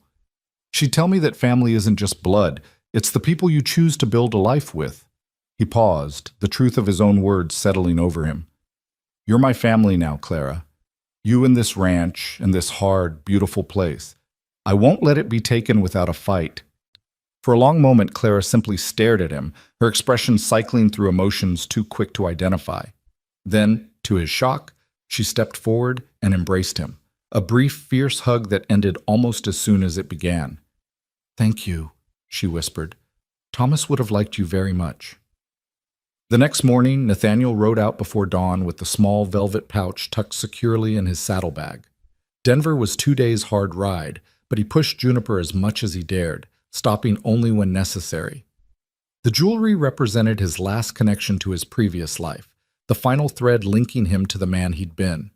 Selling it felt like severing that thread completely, and he discovered he was entirely at peace with that. Denver had grown since he'd passed through weeks ago, more buildings sprouting like mushrooms, more people flooding in chasing dreams of silver and quick fortune. The jeweler he found on Larimer Street was a sharp-eyed man who examined each piece with a loupe and careful attention. This is quality work, he admitted, studying the engagement ring. Old-fashioned settings, but the stones are excellent. Where did you acquire these? They were my mother's. I need to sell them. The jeweler looked at him with the assessing gaze of someone who'd heard every desperate story. Times are hard. Times require difficult choices. I can offer you $600 for the lot. Nathaniel's heart sank. They're worth more than that. To you, perhaps. To me, they're inventory I'll need to hold until I find the right buyer. 600 is fair considering my risk. They haggled for an hour, Nathaniel drawing on every negotiating skill he'd learned in his father's business. The jeweler was tough but honest, and they finally settled on $720. Not quite enough, but closer than Nathaniel had dared hope. He left the shop with cash heavy in his pocket and his mother's jewelry gone to strangers. For a moment, standing in the Denver street with people streaming past, he felt unmoored. The last anchor to his past finally cut loose. Then he thought of Clara waiting at the ranch, of the valley bathed in evening light, of the honest work that awaited his return. The unmoored feeling transformed into something else. Freedom, maybe, or purpose. The ride back took another 2 days, and he arrived at the ranch after dark to find Clara pacing the yard despite the late hour. She rushed to him as he dismounted, her face tight with worry. "You were gone so long, I thought—" She stopped herself, visibly gathering control. "Did you find a buyer?" $720. He pulled the cash from his pocket, pressed it into her hands. "It's not quite enough, but it's close." Clara stared at the money as if it might vanish. "This is real. You actually did this. We're partners, aren't we? Partners don't let each other fail." She looked up at him, and in the lamplight spilling from the house, he saw tears tracking down her cheeks, the first tears he'd seen from her. "I don't know how to thank you. Help me unsaddle Juniper and tell me what's happened while I was gone. That's thanks enough." They worked together in the barn, falling back into familiar rhythms, and Clara filled him in on 3 days' worth of ranch news. A calf born healthy, fence repairs completed, a potential buyer interested in purchasing some of their yearling cattle at decent prices. Normal things, everyday things, the continuing life of the ranch that would now have a chance to continue. "We'll go to town tomorrow," Clara said as they walked to the house. "Talk to the bank, see if the $720 plus what I've saved is enough to satisfy them, or at least negotiate terms. And if it's not, then we fight. We figure out another way. But at least now we're fighting with weapons instead of empty hands." The bank manager in Redemption Creek was a thin man named Morrison who wore his power like an uncomfortable suit. He listened to their proposal with the expression of someone who'd heard too many desperate pleas. $720 cash and another $60 you've saved, he repeated. That leaves you 20 short of the full debt. "We can make up the difference by the end of summer," Clara said firmly. "The yearlings will fetch good prices at market, and we've got wool coming from the fall shearing. You'll get your money." Morrison leaned back in his chair, steepling his fingers. "Mrs. Vaughn, I've extended you considerable latitude already. The bank has a responsibility to its depositors. This property could be sold to settlers who'd pay cash immediately." "This property is worked land with proven productivity," Nathaniel interjected, drawing on his business training. "Selling to settlers is a gamble. They might fail within a year, leaving you with land you can't easily resell. We're offering you guaranteed payment from an established operation. That's better than speculation on your part." Morrison's eyes narrowed. "You're the husband, I take it. The one from back east." "I'm Clara's partner in this enterprise, yes." "And you think your Eastern education gives you insight into Wyoming banking?" "I think my experience in finance gives me insight into risk assessment," Nathaniel said evenly. "You're being offered $780 now, with 20 more guaranteed within 3 months. That's better terms than you'd get from most transactions." Morrison studied them both, clearly weighing his options and his prejudices. Finally, he sighed. "Very well. I'll accept the $780 now and extend your note for the remaining 20, due by September 1st. But that's my final offer." "If you're short by even $1 come September, I'm foreclosing immediately. Are we clear?" "Perfectly clear," Clara said, her relief carefully hidden but audible to Nathaniel, who'd learned to read her moods. "We'll have your money, Mr. Morrison. You can depend on that." They completed the paperwork in tense silence, and when they finally left the bank with the revised note safely in Clara's possession, she walked straight to the church at the end of the street. Nathaniel followed, surprised, as Clara had never expressed particular religiosity. She didn't go inside. Instead, she stood in the small cemetery behind the building, stopping at a weathered wooden cross that bore Thomas Vaughn's name and dates. She knelt in the grass, touching the wood gently. "We saved it," she said softly. "The ranch. Your dream. It's safe for now, Thomas." She paused, and when she continued, her voice was stronger. "Nathaniel helped. He sold his family's jewels to save our land.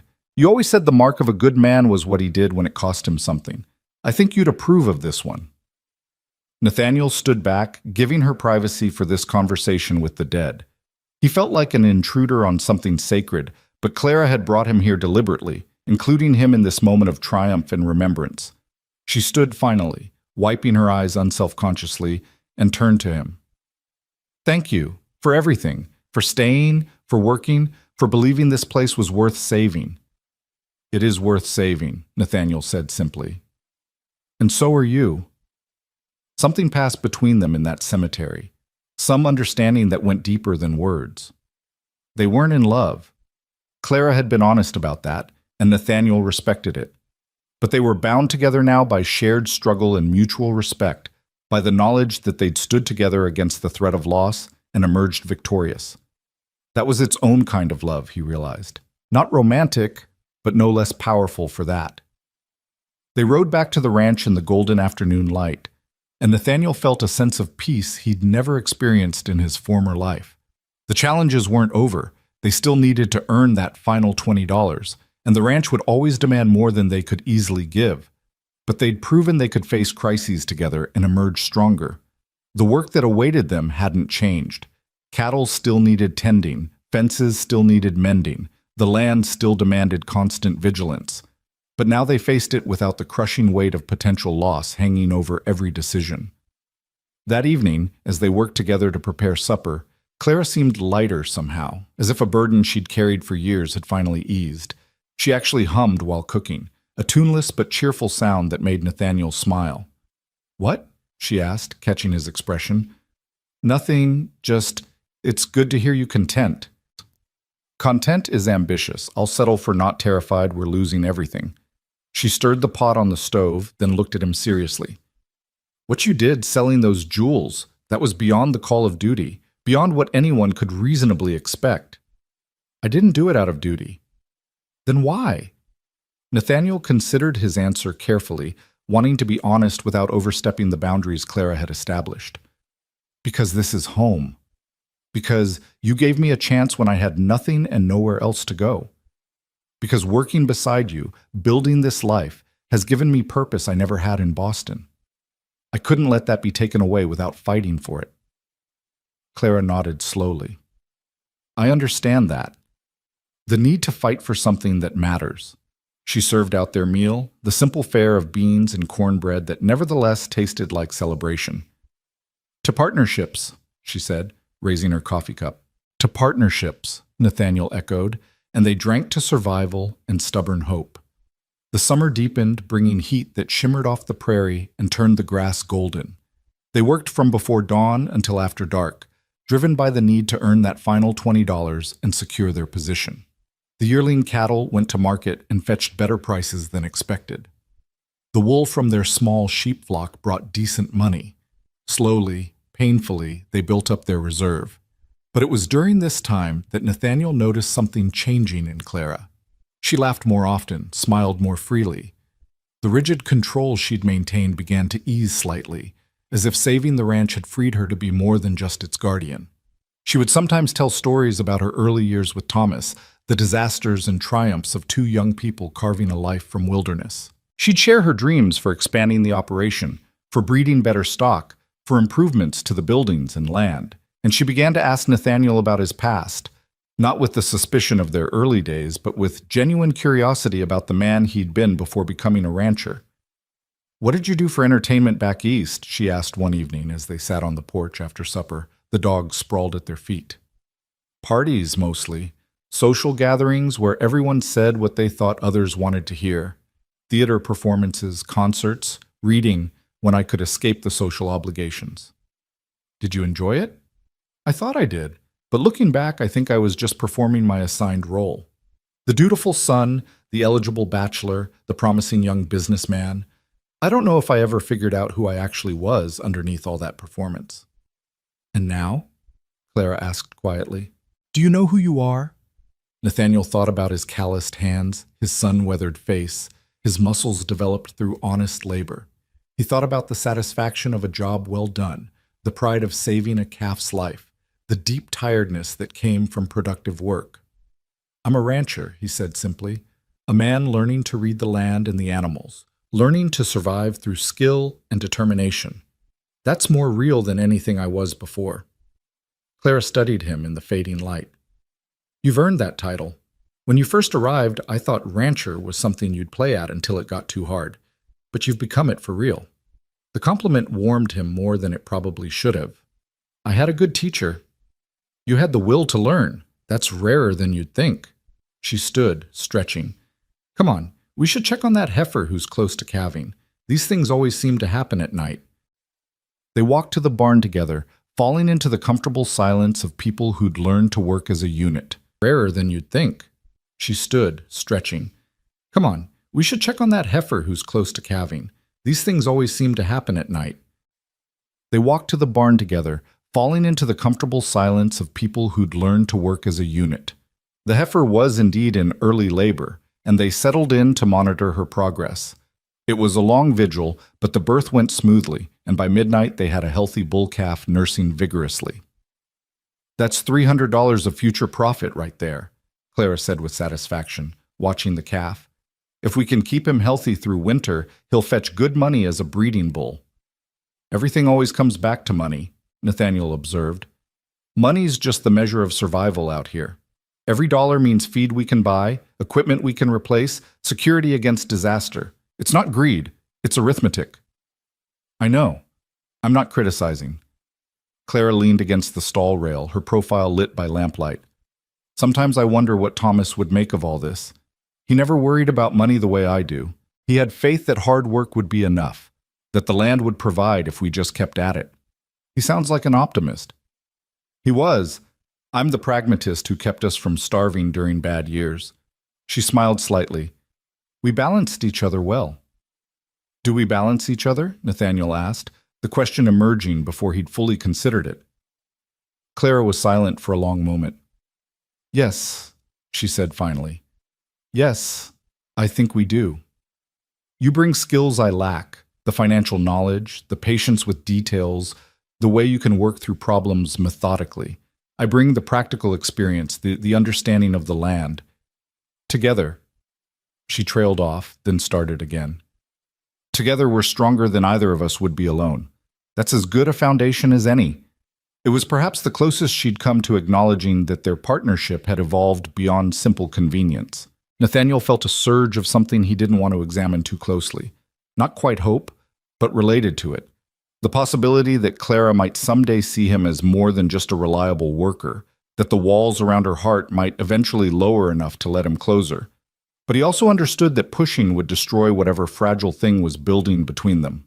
Clara needed to come to any realizations on her own timeline without pressure or expectation. So he simply nodded and said, I'm grateful to be your partner in this.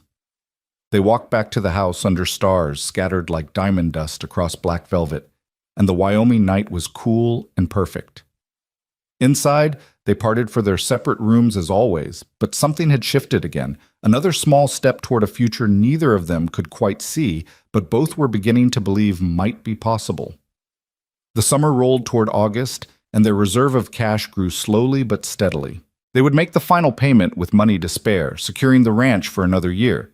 It should have felt like complete victory, but Nathaniel noticed Clara growing increasingly restless as the deadline approached, as if she didn't quite believe their reprieve was real. What happens after we make the payment? He asked one evening. We keep working, keep building, try to stay ahead of the next crisis. Clara stared at the ledger without really seeing it. It never stops, Nathaniel. There's always another challenge, another threat. Sometimes I wonder if Thomas had the right idea, dying young before the struggle wore him down to nothing. Clara, Nathaniel's voice was sharp enough to make her look up. You don't mean that. No, she admitted quietly. But I'm tired. I've been fighting for so long, first to build this place, then to keep it alive after Thomas died. Sometimes I wonder what I'm fighting for anymore. You're fighting because this place matters, because you matter, because what you and Thomas built deserves to continue. He reached across the table, almost touching her hand before remembering himself and pulling back. You're not alone in the fight anymore. That has to count for something. Clara's eyes glistened in the lamplight. It does. More than you know. She closed the ledger with a decisive snap. You're right. We've come too far to give in to exhaustion now. We'll make the payment, secure the ranch, and keep building. That's what Thomas would want. That's what I want. Then that's what we'll do. And they would, together, partners in survival and something more, something neither had expected but both were learning to value. The future remained uncertain, as it always was on the frontier, but for the first time since Thomas's death, Clara faced it without feeling entirely alone. That made all the difference. August arrived with heat that seemed to press down from a brass sky, and with it came the storm that would test everything they'd built together. It started, as storms often do, with something small and seemingly insignificant. Nathaniel was mending fence in the north pasture when he noticed the cattle behaving strangely. They clustered together despite the heat, bellowing with an agitation that set his nerves on edge. He rode closer, scanning for predators or injury, and that's when he saw the first sick cow. She stood apart from the herd, head lowered, flanks heaving. Foam flecked her muzzle, and when she turned her head toward him, her eyes were glazed with fever. Nathaniel's stomach clenched with instant dread. He'd seen enough ranch work now to recognize when something was seriously wrong. He rode hard back to the house, finding Clara in the barn sorting through their medical supplies. "We've got a sick cow in the north pasture. Looks bad." Clara's head snapped up, her expression shifting immediately to alert focus. "Show me." They rode out together, Nathaniel leading her to the afflicted animal. Clara dismounted before Prophet had fully stopped, approaching the cow with careful attention. She examined the animal's eyes, checked her gums, felt her temperature with a practiced hand against the cow's neck.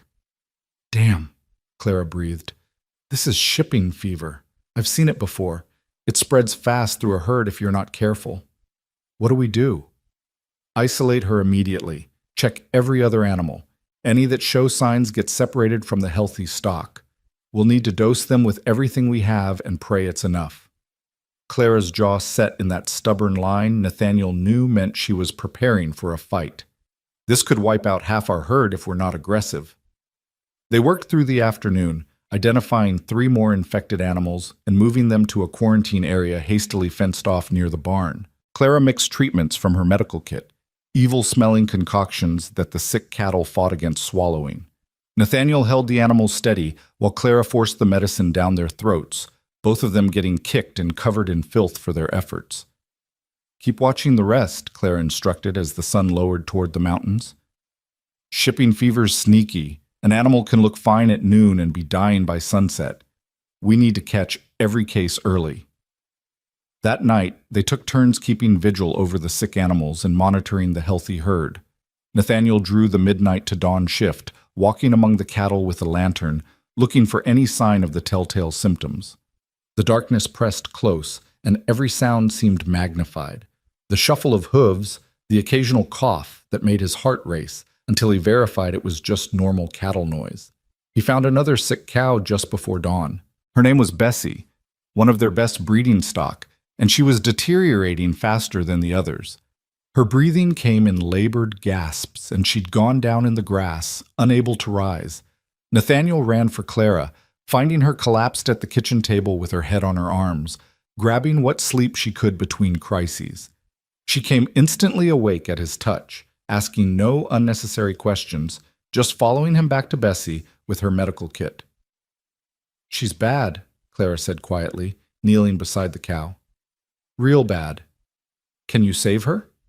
"I can try." They worked over Bessie for an hour, trying every treatment Clara knew. Nathaniel held the cow's head in his lap, stroking her neck and murmuring reassurances while Clara forced medicine and tried to ease the animal's labored breathing. But despite everything, Bessie's breathing grew more ragged, more desperate. "Come on, girl," Nathaniel whispered. "You're strong. You've survived winters and wolves and everything else. Don't quit now." But Bessie was past hearing. With a final shuddering breath, she went still in Nathaniel's arms. For a moment, he simply sat there in the pre-dawn darkness, holding the dead weight of an animal he'd helped birth, and felt something crack inside his chest. "I'm sorry," Clara said softly. "She was too far gone when we found her. She had a calf this spring. What happens to him? We'll bottle feed him if we have to, but first, we need to focus on saving the rest." Clara's voice was steady, but Nathaniel could see the grief in her eyes. Every lost animal was a loss of income, yes, but it was also personal, each one a creature they'd invested care and effort into keeping alive. They buried Bessie at dawn, digging the grave deep enough to prevent scavengers from reaching the body. It was exhausting work after a sleepless night, but necessary. Then they returned to checking the herd, identifying 2 more sick animals, administering treatments that might or might not work. By the 3rd day, they had 9 cattle in quarantine, and both Nathaniel and Clara were running on desperation and coffee. They moved through the work in a fog of exhaustion, checking animals, mixing medicines, providing supportive care to creatures that couldn't understand why they hurt. 2 more died despite their efforts, and each loss felt like personal failure. "This is going to bankrupt us," Clara said on the 4th night, her voice hollow as they sat on the porch after another grueling day. "Even if we save the rest, we've lost 3 already. That's $600 minimum, plus the cost of medicines, the time we're losing from other work, the stress on the remaining herd." She dropped her head into her hands. "I can't believe this is happening now, right when we'd finally gotten ahead." Nathaniel was too tired to offer platitudes. They both knew the arithmetic of survival, and the numbers were brutal. Instead, he simply sat beside her in silence, their shoulders nearly touching, sharing the burden of exhaustion and worry. "I keep thinking about Thomas," Claire said quietly. "How he used to say that ranching was just managing one crisis after another, and the winners were the ones stubborn enough to keep fighting." She laughed bitterly. "I'm starting to think he was too optimistic." "He was right, though," Nathaniel said. "We're still fighting. We haven't quit." "Not yet. But there's only so much fight in a person, Nathaniel. I'm starting to scrape the bottom of my reserves." He wanted to reach for her hand to offer some physical comfort, but he knew Clara would likely pull away.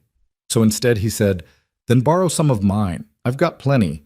I spent years doing nothing meaningful. Think of all the fight I've got stored up from not using it." Clara looked at him, and despite her exhaustion, a smile ghosted across her face. "That's a terrible metaphor. I'm too tired to craft good ones. But the point stands. You're not fighting this alone. Whatever happens, we face it together." "Together," Claire repeated softly, as if testing the word. "I'm not used to that anymore." "Get used to it. You're stuck with me." They sat in silence as the stars emerged, and Nathaniel felt Clara's shoulder relax slightly against his. It was a small victory in a time of crisis, but he'd learned to value small victories. They were sometimes all you got. The shipping fever ran its course over the following week, claiming 2 more animals before finally releasing its grip on the herd. Of the 9 cattle that had fallen sick, 5 survived, better odds than Clara had predicted, but still a devastating loss. 4 cattle represented not just immediate financial hardship, but also future breeding capacity, lost, genetic potential eliminated, years of careful herd management set back. They stood together in the pasture after releasing the recovered cattle back to the main herd, watching them rejoin their companions with evident relief. The sick animals had lost considerable weight and would need months to recover their condition, but they'd lived. That had to count for something. 5 out of 9, Clara said quietly. Could be worse. Could be better. Always could be, she sighed, the sound carrying bone-deep weariness. We'll need to adjust our budget. Cut back on improvements we'd planned, maybe sell some sheep to offset the cattle losses. We'll figure it out, Nathaniel said with more confidence than he felt. We've gotten through worse. Have we, though? This on top of the mortgage, the constant repair needs, the market prices. Clara trailed off, then shook her head as if to clear it. Sorry, I'm just tired. Tired of fighting. Tired of barely staying ahead of disaster. Then rest. I can handle the work for a day or 2. Clara laughed without humor. Rest. That's a luxury I can't afford. Clara. Nathaniel turned to face her fully. You're no good to this ranch if you collapse from exhaustion. Take tomorrow. Sleep late. Do light work. Let me carry the heavy load for once. You don't know enough. I know more than you think. You've taught me well. Trust me to handle one day without supervision. She studied him with those winter sky eyes, and he could see the internal debate playing across her features. Finally, she nodded. All right. One day. But if anything seems wrong, I'll come get you immediately. I promise. That night, Clara actually went to bed at a reasonable hour instead of staying up doing paperwork or planning the next day's work. Nathaniel lay in his own bed listening to the unfamiliar silence from her room and felt the weight of responsibility settle over him like a physical thing. Tomorrow, the ranch would be entirely his to manage. The thought was both terrifying and strangely exhilarating. He woke before dawn as usual, moving quietly so as not to disturb Clara, and set about the morning routine. Coffee first, strong enough to function as medicine. Then outside to check the stock, ensuring no animals had developed problems overnight. The morning was cool and beautiful, the sky gradually lightening from black to deep blue to rose gold, and Nathaniel felt a surge of something that might have been confidence. He could do this. He'd learned enough, worked hard enough, earned his place here. One day of running the ranch alone wasn't beyond his capabilities. The morning chores went smoothly, feeding horses, checking cattle, moving the sheep to fresh pasture. By the time the sun had fully risen, Nathaniel had worked through half his mental checklist and was feeling almost optimistic. Maybe Clara's constant vigilance wasn't entirely necessary. Maybe things could run smoothly without her iron control. That's when he found the break in the south fence. It was a bad one, an entire section down, probably damaged by the sick cattle pushing against it during their quarantine and finally failing under the strain.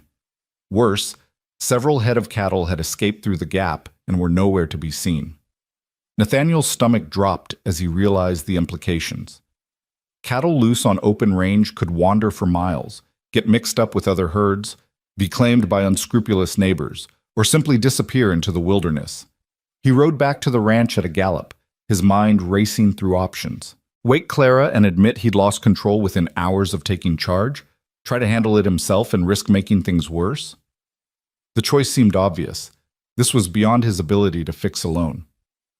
He found Clara already up and dressed, standing in the kitchen with a coffee cup and a frown. "I heard you riding hard. What's wrong?" "South fence is down. At least 6 cattle loose, maybe more. I'm sorry. I should have checked it first thing. Should have noticed it was weakening."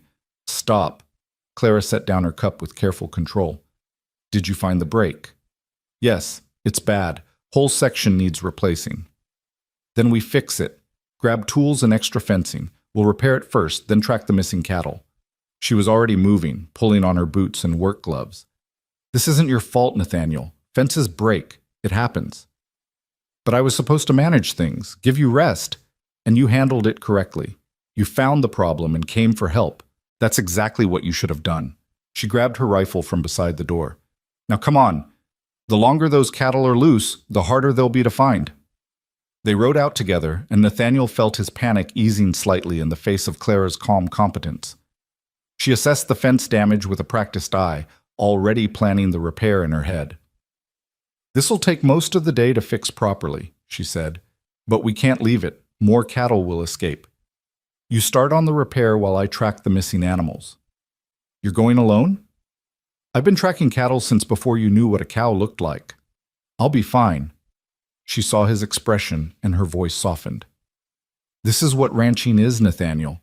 Constant problems requiring constant solutions. You didn't fail. You just encountered something new." She rode off before he could argue, and Nathaniel turned to the fence with a mixture of frustration and determination. The repair required pulling out damaged posts, resetting new ones, stringing wire with precise tension. It was hard, physical labor that left no room for dwelling on his inadequacy. He worked through the morning and by noon had made significant progress. The physical exertion helped burn off his anxious energy, and he found himself falling into the focused state that good work could bring, where thought narrowed to the immediate task and everything else faded away. Clara returned mid-afternoon, driving 5 of the missing cattle ahead of her.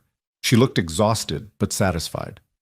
"Found them in the next valley over, heading toward the Pritchard Ranch. Another hour and we'd have lost them for good." "That's 5. We're missing at least 1 more."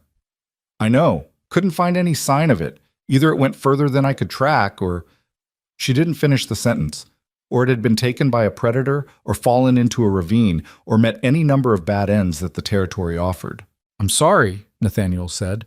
"If I'd checked the fence earlier—" "Stop apologizing for things you can't control."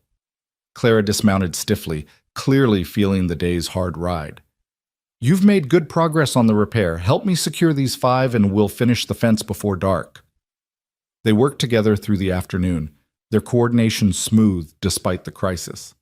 The fence got repaired, the recovered cattle returned to the herd, the missing animal noted as a loss they'd have to absorb. By the time they finished, the sun was setting in spectacular colors that neither of them had energy to appreciate. So much for your day of rest, Nathaniel said as they rode back to the house. I got an extra hour of sleep. That's practically a vacation. Clara's attempt at levity fell flat, exhaustion making her voice heavy. We can't keep doing this, Nathaniel. Doing what? Barely staying ahead of disaster. Every time we get some breathing room, something else happens. The mortgage, the shipping fever, now this. It's like the land itself is fighting us. The land doesn't care either way. It just exists. We're the ones deciding to fight for it. Maybe we should stop deciding that. The words came out quietly, almost casual, but Nathaniel heard the despair underneath. Maybe we should take Morrison's standing offer to buy the ranch, cut our losses, start over somewhere easier. Nathaniel pulled Juniper to a halt, forcing Clara to stop as well. You don't mean that, don't I? I'm tired, Nathaniel. Tired of fighting, tired of losing, tired of watching everything Thomas and I built slowly crumble, no matter how hard I worked to hold it together. She wouldn't meet his eyes. Maybe I'm just not strong enough to do this without him. That's exhaustion talking, not reason. Is it? Or is it finally accepting reality? I've been telling myself for 3 years that I could keep this place running alone. Then you came, and I thought having help would make the difference. But problems keep coming, and we keep barely surviving, and I don't know how much longer I can keep telling myself it's going to get better. Nathaniel felt something tighten in his chest. Fear mixed with frustration, mixed with fierce protectiveness of this woman who'd given him purpose and place. Clara, look at me. She did finally, and he saw the vulnerability in her face, the cracks in the armor she usually maintained so carefully. You're right that we're barely staying ahead, he said. You're right that it's hard, probably harder than anything either of us imagined. But you're wrong about not being strong enough. You've survived 3 years of this after losing your husband. You've kept this ranch alive through disasters that would have broken most people. That's not weakness. That's the strongest thing I've ever seen. Surviving isn't the same as thriving. No, but it's the necessary first step. And we're past just surviving now, Clara. We're actually building something. The mortgage is handled, the shipping fever is past, and yes, we lost a cow today, but we saved 5. Those are victories, even if they don't feel like it right now. Clara's eyes glistened in the fading light. What if it's not enough? What if I'm not enough? You're enough, Nathaniel said with absolute certainty. You're more than enough. And with both of us working together, we're stronger than any single crisis. He paused, then added more softly, Don't give up now, Clara. Not when we've come so far. She studied him for a long moment, something shifting in her expression. Then she nodded slowly.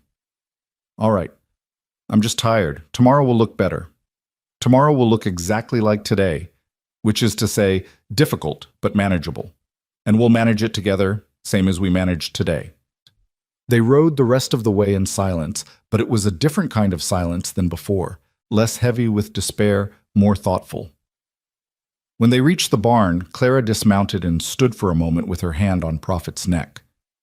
Thank you, she said quietly, for not letting me quit.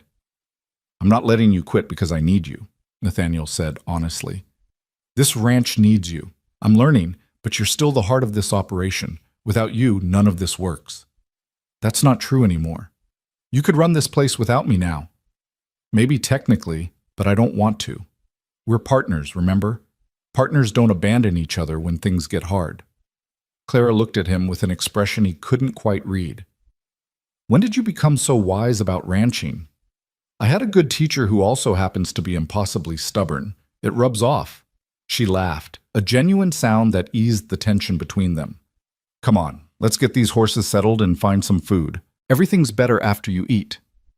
They worked through the evening routine with their usual coordination and over a simple supper of reheated stew.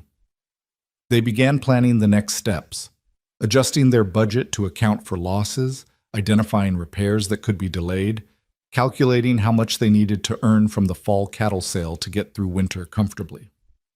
We'll make it, Claire said, studying the numbers. It'll be tight, but we'll make it. We always do. She looked up at him, and something in her gaze made Nathaniel's breath catch. I don't tell you often enough how much I appreciate what you've done here, how you've transformed from someone who barely knew which end of a cow to milk to someone I can trust with any part of this operation. That matters, Nathaniel. You matter. The words hit him harder than expected, emotion rising in his throat. This place gave me a life worth living. You gave me that. I'm the one who should be grateful. Then we're both grateful. That's a good foundation. They finished the planning and cleaned up from supper, moving through the small house with easy familiarity. When they parted for their separate rooms, Clara paused at her doorway. Nathaniel? Yes? I'm glad you stayed. Glad you didn't run when things got hard. There were moments I thought you would, but you never did. That means more than you know. Before he could respond, she disappeared into her room, leaving him standing in the hallway with a heart that felt suddenly too large for his chest. He went to his own room and lay in the darkness, thinking about Clara's words, about the life they were building together through crisis and determination. Somewhere in the hard months since his arrival, this arrangement had stopped being purely practical. They'd become something more than business partners, something deeper than friends. What that something was, Nathaniel couldn't quite define, but he felt it growing between them like grass pushing through spring earth, stubborn, persistent, alive. The next days settled into a new rhythm. They worked with renewed focus, as if their conversation had cleared some blockage and allowed energy to flow more freely. Nathaniel noticed Clara smiling more often, even laughing at the small disasters that would have sent her into tight-lipped silence weeks ago. When a sheep escaped its pen and led them on an hour-long chase, she actually found it funny rather than frustrating. That damn animal has more personality than most people I know, she said, catching her breath after they'd finally cornered the escapee. I'm almost impressed by its determination. Should we name it Houdini? We should name it Stu, since that's what it's going to be if it tries that again. But she was smiling, and the sheep was safely returned to its pen unharmed. These moments of lightness were new, and Nathaniel treasured them. The work remained as hard as ever, but the weight of it felt somehow lighter when shared with laughter. He found himself looking forward to evenings on the porch, where they'd sit together after supper and talk about everything and nothing. Ranch business mixing with stories from their pasts, plans for the future interwoven with comfortable silence. One evening in late August, as they sat watching the sun set in impossible colors, Clara said something that made Nathaniel's world shift. I've been thinking, she began slowly, as if choosing her words with great care. When you first arrived, I told you I couldn't offer love. The Thomas had taken that with him when he died. Nathaniel's heart began beating faster, but he kept his voice steady. I remember. I need you to know that was true at the time. I wasn't lying or trying to protect myself. I genuinely believed my capacity for romantic love had died with Thomas. She paused, staring out at the valley that had been her whole world for so long. But something's changed. I'm not sure when it started or how, but somewhere along the way you stopped being just a hired hand or even a business partner. You became... She trailed off, seeming to struggle with how to finish. What did I become? Nathaniel asked quietly, almost afraid to breathe. Clara turned to look at him directly, and in the golden light her eyes were soft in a way he'd rarely seen. Someone I trust completely. Someone whose opinion matters. Someone I look forward to seeing every morning and miss when you're gone even for a few hours. Someone who makes me laugh when I'd forgotten how. Someone who... She took a breath. Someone I think I might be falling in love with, if I haven't already. The words hung in the air between them, precious and fragile. Nathaniel felt his throat tighten with emotion too strong for easy expression. Clara, I know this complicates things, she continued, speaking faster now, as if afraid to lose momentum. I know you probably didn't sign up for actual feelings beyond partnership and mutual respect, and I'm not asking you to reciprocate or change anything about our arrangement. I just needed to be honest with you because you've always been honest with me, and you deserve the same in return. Clara, stop! Nathaniel reached for her hand the first time he'd initiated such contact. Her fingers were work-roughened and strong, and they trembled slightly in his grasp. You think I haven't been falling in love with you since practically the moment I arrived? She stared at him. But you never said anything. Because you told me your heart was buried with Thomas. Because I respected your boundaries and didn't want to make you uncomfortable. Because I was terrified that if you knew how I felt, you'd send me away rather than deal with complications you hadn't asked for. I wouldn't have sent you away. I couldn't risk it. This place, this life, you, it all became too precious to risk losing through presumption. He squeezed her hand gently. But since we're being honest, yes. I love you. I love your strength and your stubbornness and the way you laugh when sheep escape. I love how you care for every animal on this ranch like their family. I love your competence and your vulnerability and the way you never give up no matter how hard things get.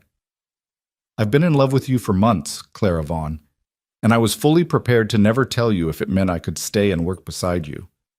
Tears were tracking down Clara's face now, catching the sunset light. You love me. Desperately.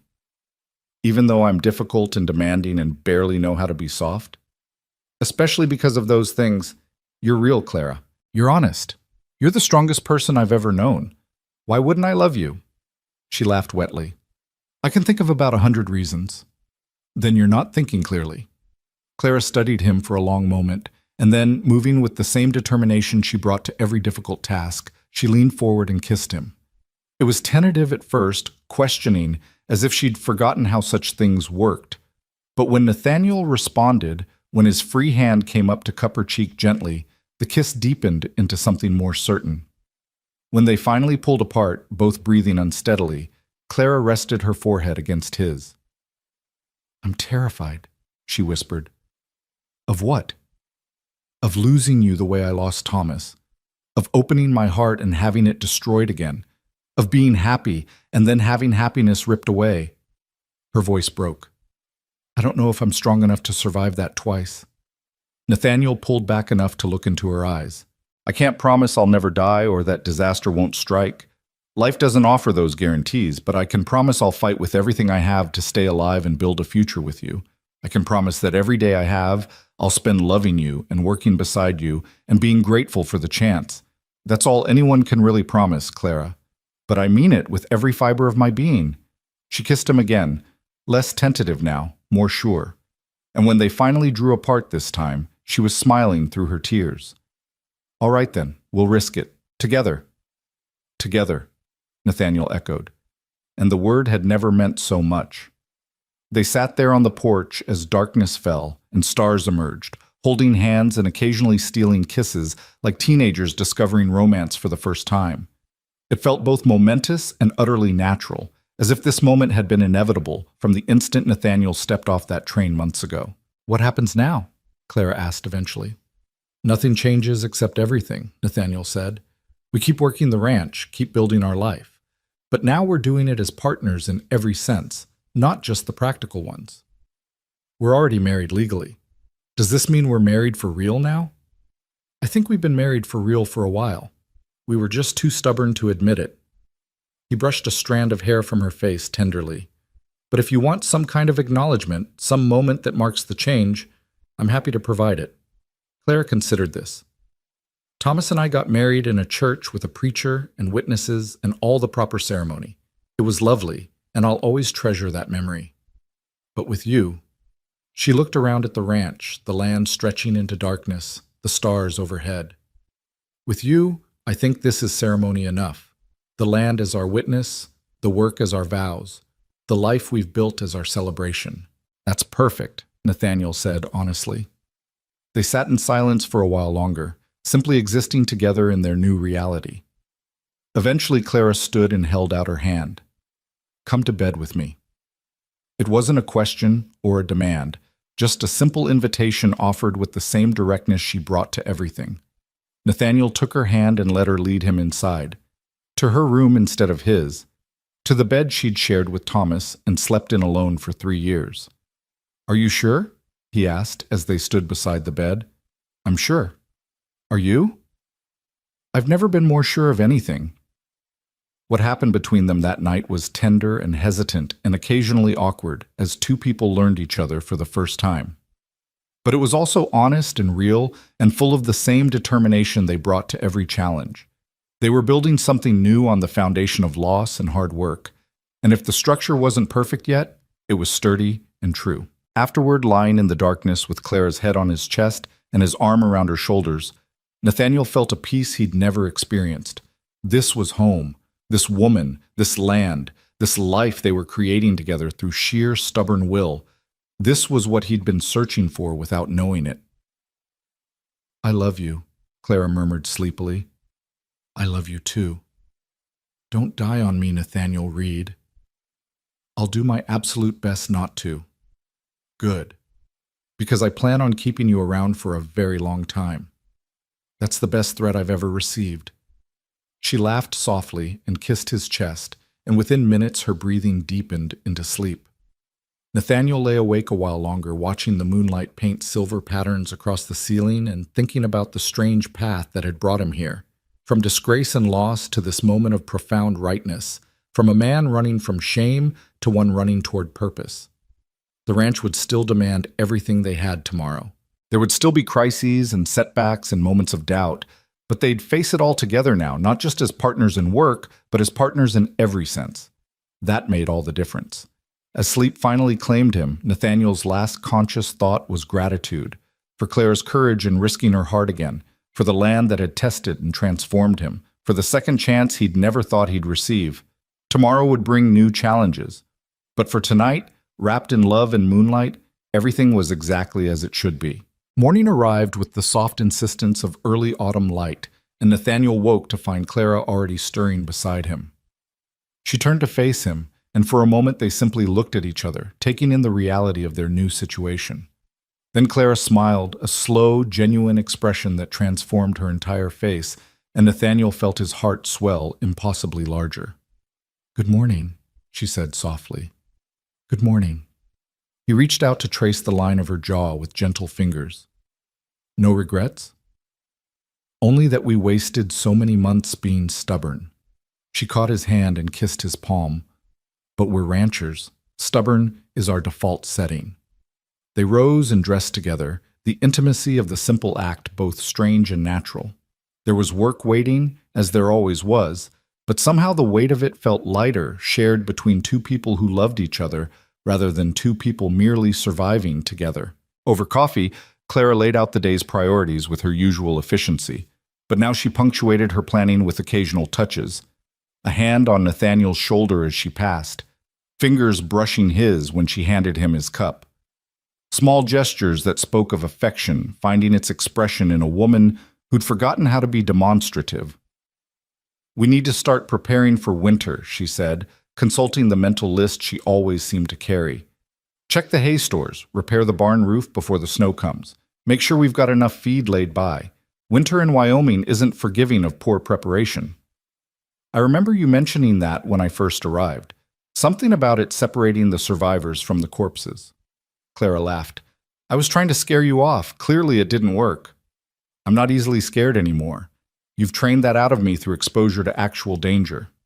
"Good. You'll need that stubbornness for what's coming." She set down her cup and looked at him seriously. "Winter here is brutal, Nathaniel. We'll be snowed in for weeks at a time. The temperature drops so low that water freezes solid within minutes. Cattle can die overnight if they're not properly sheltered. It's a siege, essentially, and we're the defending force. Then we'd better prepare properly." They spent the following weeks in focused preparation, working from dawn until long after dark to ensure everything was ready for winter's assault. The barn roof got patched with new shingles, a project that had Nathaniel balanced on rickety ladders, while Clara handed up materials and offered unhelpful commentary about his fear of heights. The hayloft was filled to capacity with feed they'd cut and dried over the summer. Equipment was serviced and stored, vulnerable buildings reinforced against wind and snow. One afternoon, while they were working together to split firewood for the long winter ahead, a rider approached from the direction of town.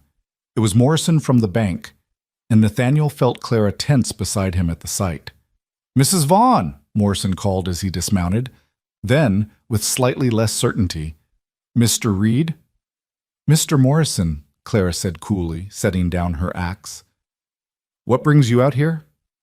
Morrison removed his hat, worrying the brim between his hands in a gesture that suggested discomfort. "I wanted to inform you in person rather than through official channels. The bank has reviewed your account, and in light of your successful payment of the mortgage and your demonstrated commitment to the property, we're prepared to offer you a line of credit for expansion." Clara's eyebrows rose in surprise. "A line of credit?" "Yes. We believe the Vaughn Ranch has proven itself a sound investment. If you're interested in purchasing additional stock or making improvements, the bank would be willing to extend reasonable terms. Morrison glanced at Nathaniel. Your husband's financial management has been noted. The ledgers you've submitted show a level of planning we rarely see from ranch operations. I'll consider it, Clara said carefully, and Nathaniel could hear her instinctive wariness of debt. Thank you for the offer. After Morrison left, Clara turned to Nathaniel with an expression mixing suspicion and wonder. Did you plan that? The detailed ledgers, the financial projections? I just kept good records. That's basic business practice. Maybe in Boston. Out here, most ranchers operate on instinct and prayer. She shook her head slowly.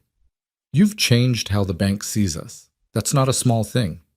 We changed how they see us. Your successful management for 3 years after Thomas died proved the ranch was viable. I just provided documentation. Clara stepped closer, wrapping her arms around his waist and resting her head against his chest.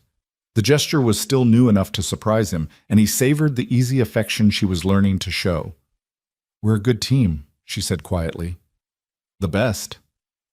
They stood there in the afternoon sun, holding each other amid stacks of firewood and the distant sounds of cattle, and Nathaniel thought about how far they'd both come. From two broken people making a practical arrangement to this moment of genuine partnership and love. As September gave way to October, the land began its transformation toward winter. The grass turned from green to gold to brown. Aspens in the mountains blazed yellow against the evergreens before dropping their leaves in surrender. The cattle grew thick winter coats, and the sheep clustered together against the increasing cold. Every morning brought frost that took longer to melt, and the wind carried a sharper edge. They worked with increasing urgency, driven by the knowledge that winter would arrive suddenly and completely, giving no quarter to those unprepared. Nathaniel had learned enough to recognize the signs Clara watched for: the behavior of animals, the particular quality of light, the smell of snow in the air days before it fell. Storm coming, Clara announced one evening in late October, scanning the northern sky with practiced eyes. Big one by the look of those clouds. We need to bring the cattle down to the near pastures tonight. They rode out in the gathering dusk, the dogs ranging ahead with purposeful energy. The cattle were scattered across the upper valley, grazing on the last good grass before winter locked the land in ice. Moving them in failing light was challenging work, but they'd done it often enough now that their coordination was seamless. Clara worked one flank while Nathaniel took the other, and the dogs filled the gaps, their intelligence and training making them worth a dozen human workers. By the time they had the herd secured in pastures close to the barn, the first snowflakes were falling, large, wet flakes that caught the last light and seemed to glow. The wind was rising, and Nathaniel could feel the temperature dropping rapidly. This was the storm Clara had predicted, arriving right on schedule. They secured the horses and dogs and made it to the house just as the snow began falling in earnest. Clara immediately started building up the fire while Nathaniel checked windows and doors, ensuring they were sealed against the coming assault. By full dark, the storm was howling around the house with a fury that made their spring storm seem gentle by comparison. This is a real Wyoming blizzard, Clara said, standing at the window and watching the white chaos outside. We could be stuck inside for days. Hope you're prepared for close quarters. I think I can tolerate your company for a few days, Nathaniel said, wrapping his arms around her from behind and resting his chin on top of her head. She leaned back against him, relaxed in a way that still sometimes surprised him. The guarded, cautious woman he'd first met had softened, allowing vulnerability and affection to show through the armor she'd worn for so long. I never thought I'd be here again, she said quietly. Happy with someone. Looking forward to being snowed in rather than dreading the isolation. Thomas would want you to be happy. I know, I used to talk to him sometimes after he died. Tell him about my day, ask his advice on decisions. I worried he'd be angry when you arrived, when I married someone else. She paused, watching the snow. But I think he'd approve. He always said life was for the living, that mourning should honor the dead but not trap the survivors. You've helped me understand what he meant. Nathaniel tightened his arms around her, moved by her honesty. Thank you for taking a chance on me. On us. Thank you for being worth the chance. The storm raged for 3 days, pinning them inside with only brief ventures to the barn to care for animals. The house felt smaller but also more intimate, a warm cocoon against the violence outside. They cooked together, read aloud from Clara's small library, played endless games of cards. They made love in the afternoon while snow piled against the windows, and talked late into the night about dreams and plans and the future they were building. On the third day, Nathaniel found Clara standing at the window, staring out at the white landscape with an expression he couldn't read. "What are you thinking about?" he asked, coming to stand beside her. "Thomas and I tried for years to have children," she said quietly. "It never happened. The doctor in town said maybe it was me, maybe him, maybe just bad luck. After he died, I thought that door was closed forever." She glanced at him, vulnerability clear in her eyes. "But now I'm wondering if maybe it could still happen, if you'd even want that." Nathaniel's heart stuttered at the implication. Children, a family beyond just the two of them. The idea was both terrifying and deeply appealing. "I'd want that," he said carefully. "If it happens, I'd welcome it. But if it doesn't, Clara, that's all right too. You're enough. This life is enough. You say that now, but men want heirs, want their name carried forward. I'm not most men. I've learned out here that legacy isn't just about blood and names. It's about what you build, what you leave behind in the land and the work. If we have children, wonderful. If we don't, we're still building something that matters." Clara turned to face him fully, taking his hands in hers. "I love you for saying that, and I love that you mean it." "I do mean it, every word." She kissed him then, soft and sweet, and when she pulled back there were tears in her eyes. "I'm so glad you answered that advertisement. So glad you stayed. Best decision I ever made." The storm finally broke on the fourth day, and they emerged into a world transformed. Snow lay thick across everything, pristine and beautiful and deceptively peaceful. They spent hours digging out pathways to the barn and checking on animals. 2 sheep had died despite their preparations, huddled together in the far corner of their shelter.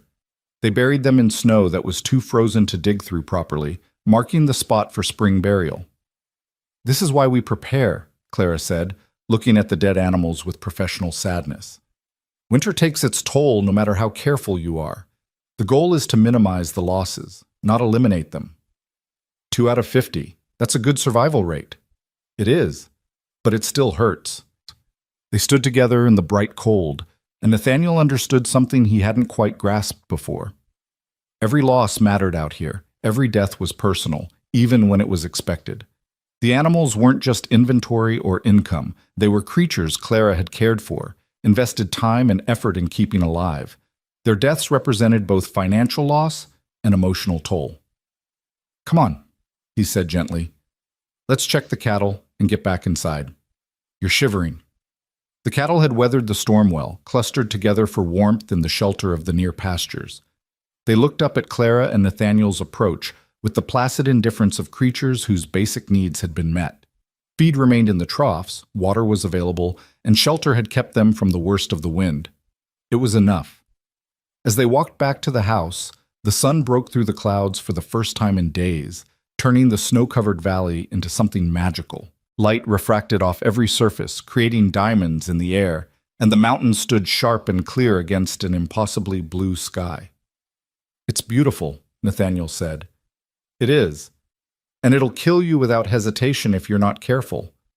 Clara squeezed his hand. "That's Wyoming. Beautiful and deadly in equal measure. You have to respect both aspects." "I've learned that. You're an excellent teacher. And you're an excellent student. Better than I expected, honestly."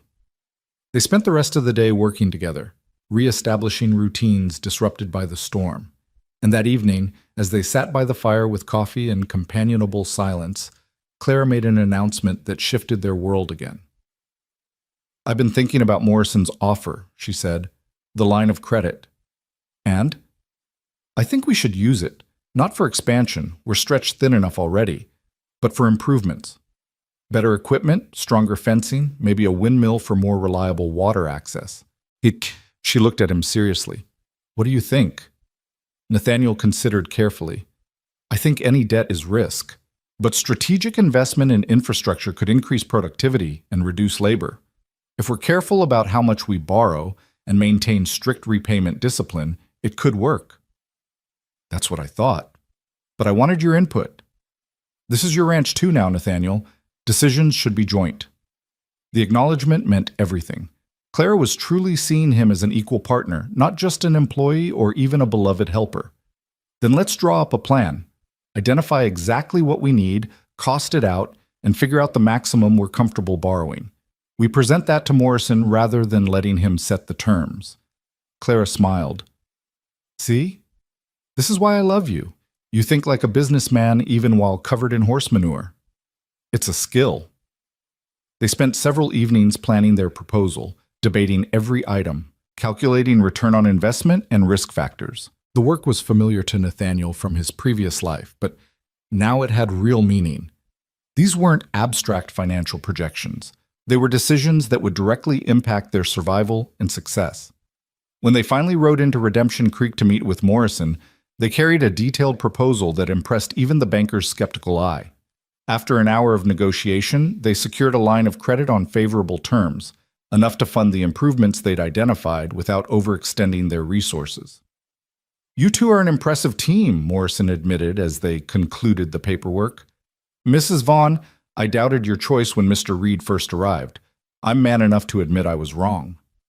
I appreciate that, Clara said coolly, still not entirely forgiving the banker's earlier skepticism. On the ride home, Clara was unusually quiet. Finally, she said, I've been thinking about what Morrison called us. A team. We are a team. We're more than that. We're partners, lovers, friends, but the foundation of everything is the work we do together. The ranch. She glanced at him. I want to make it official. Change the name to the Reed Vaughn Ranch, or Vaughn Reed if you prefer. Either way, both our names on the deed, both of us recognized as equal owners.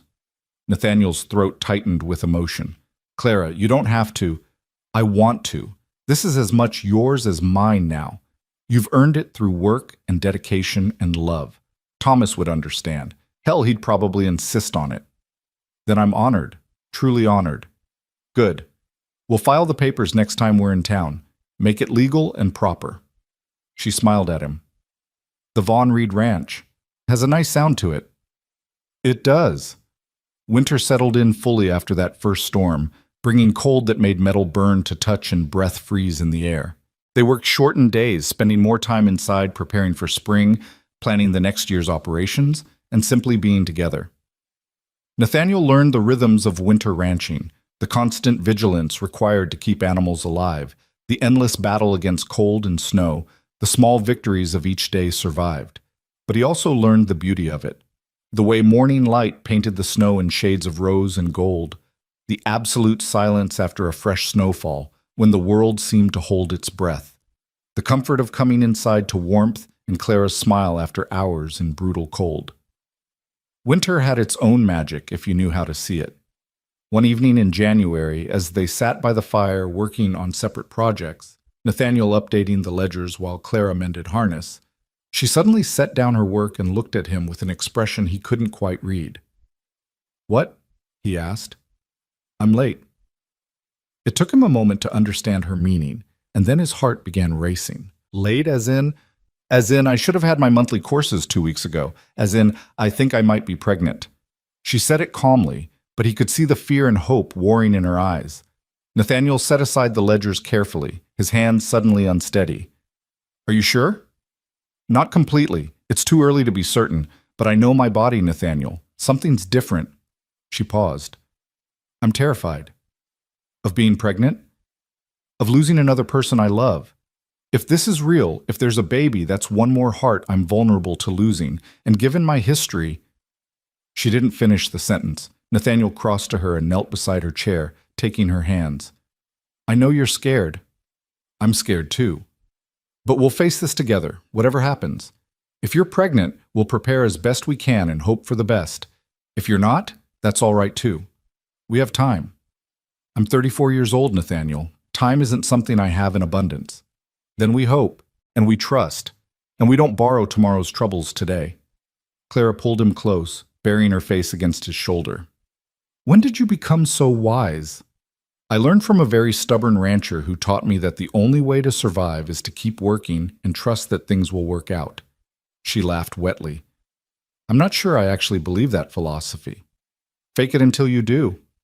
By February, Clara's pregnancy was confirmed by the doctor in town, who examined her with the practiced efficiency of someone who'd delivered dozens of babies in the territory. He pronounced her healthy and gave them basic instructions about what to expect, most of which Clara already knew from years of helping livestock give birth. It's not exactly the same, the doctor said dryly when Clara made this comparison, but the general principle applies. Your body knows what to do. Trust it. The ride home was quiet, both of them processing the reality that had just become undeniable. There would be a baby in late summer. A child. An entirely new person joining their hard-won life. Are you all right? Nathaniel asked finally. I don't know yet. Ask me after the baby's born alive and healthy. Clara's hands rested protectively on her still flat stomach. I want this, Nathaniel, but I'm also terrified in ways I can't quite articulate. That's normal, I think. You're allowed to be terrified too. You don't have to be strong all the time. I'm not terrified, Nathaniel said honestly. I'm awed, maybe. Grateful. Hopeful. But not terrified. Why not? Because we'll figure it out the same way we figured out everything else. Together, through trial and error, and stubborn determination. He smiled at her. If we can survive Wyoming winters and shipping fever and broken fences, we can probably manage one small human. Clara laughed despite herself. That's either very wise or incredibly naive. Probably both.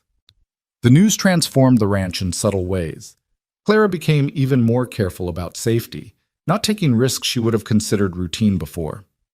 Nathaniel found himself planning for the future in concrete terms, preparing a room for the baby, calculating expenses for additional supplies, thinking about the kind of life they wanted to build for their child. The abstract future became suddenly tangible and real. Spring arrived with its usual dramatic flourish, snow melting to reveal the land beneath, grass greening almost overnight, and the cattle spreading out across the valley to graze on fresh forage. The work intensified with calving season, but this year Nathaniel handled more of the difficult births himself while Clara supervised, her growing pregnancy making the physical labor more challenging. I feel useless, she complained one evening after Nathaniel had successfully delivered twins without her assistance. You're growing an entire human. That's the opposite of useless. I'd rather be working.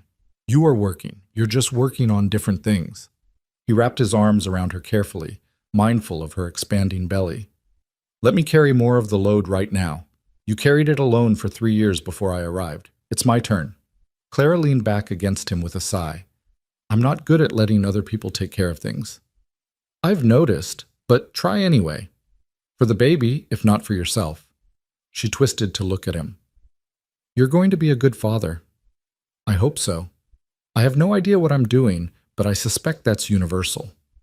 Thomas would have been a good father too.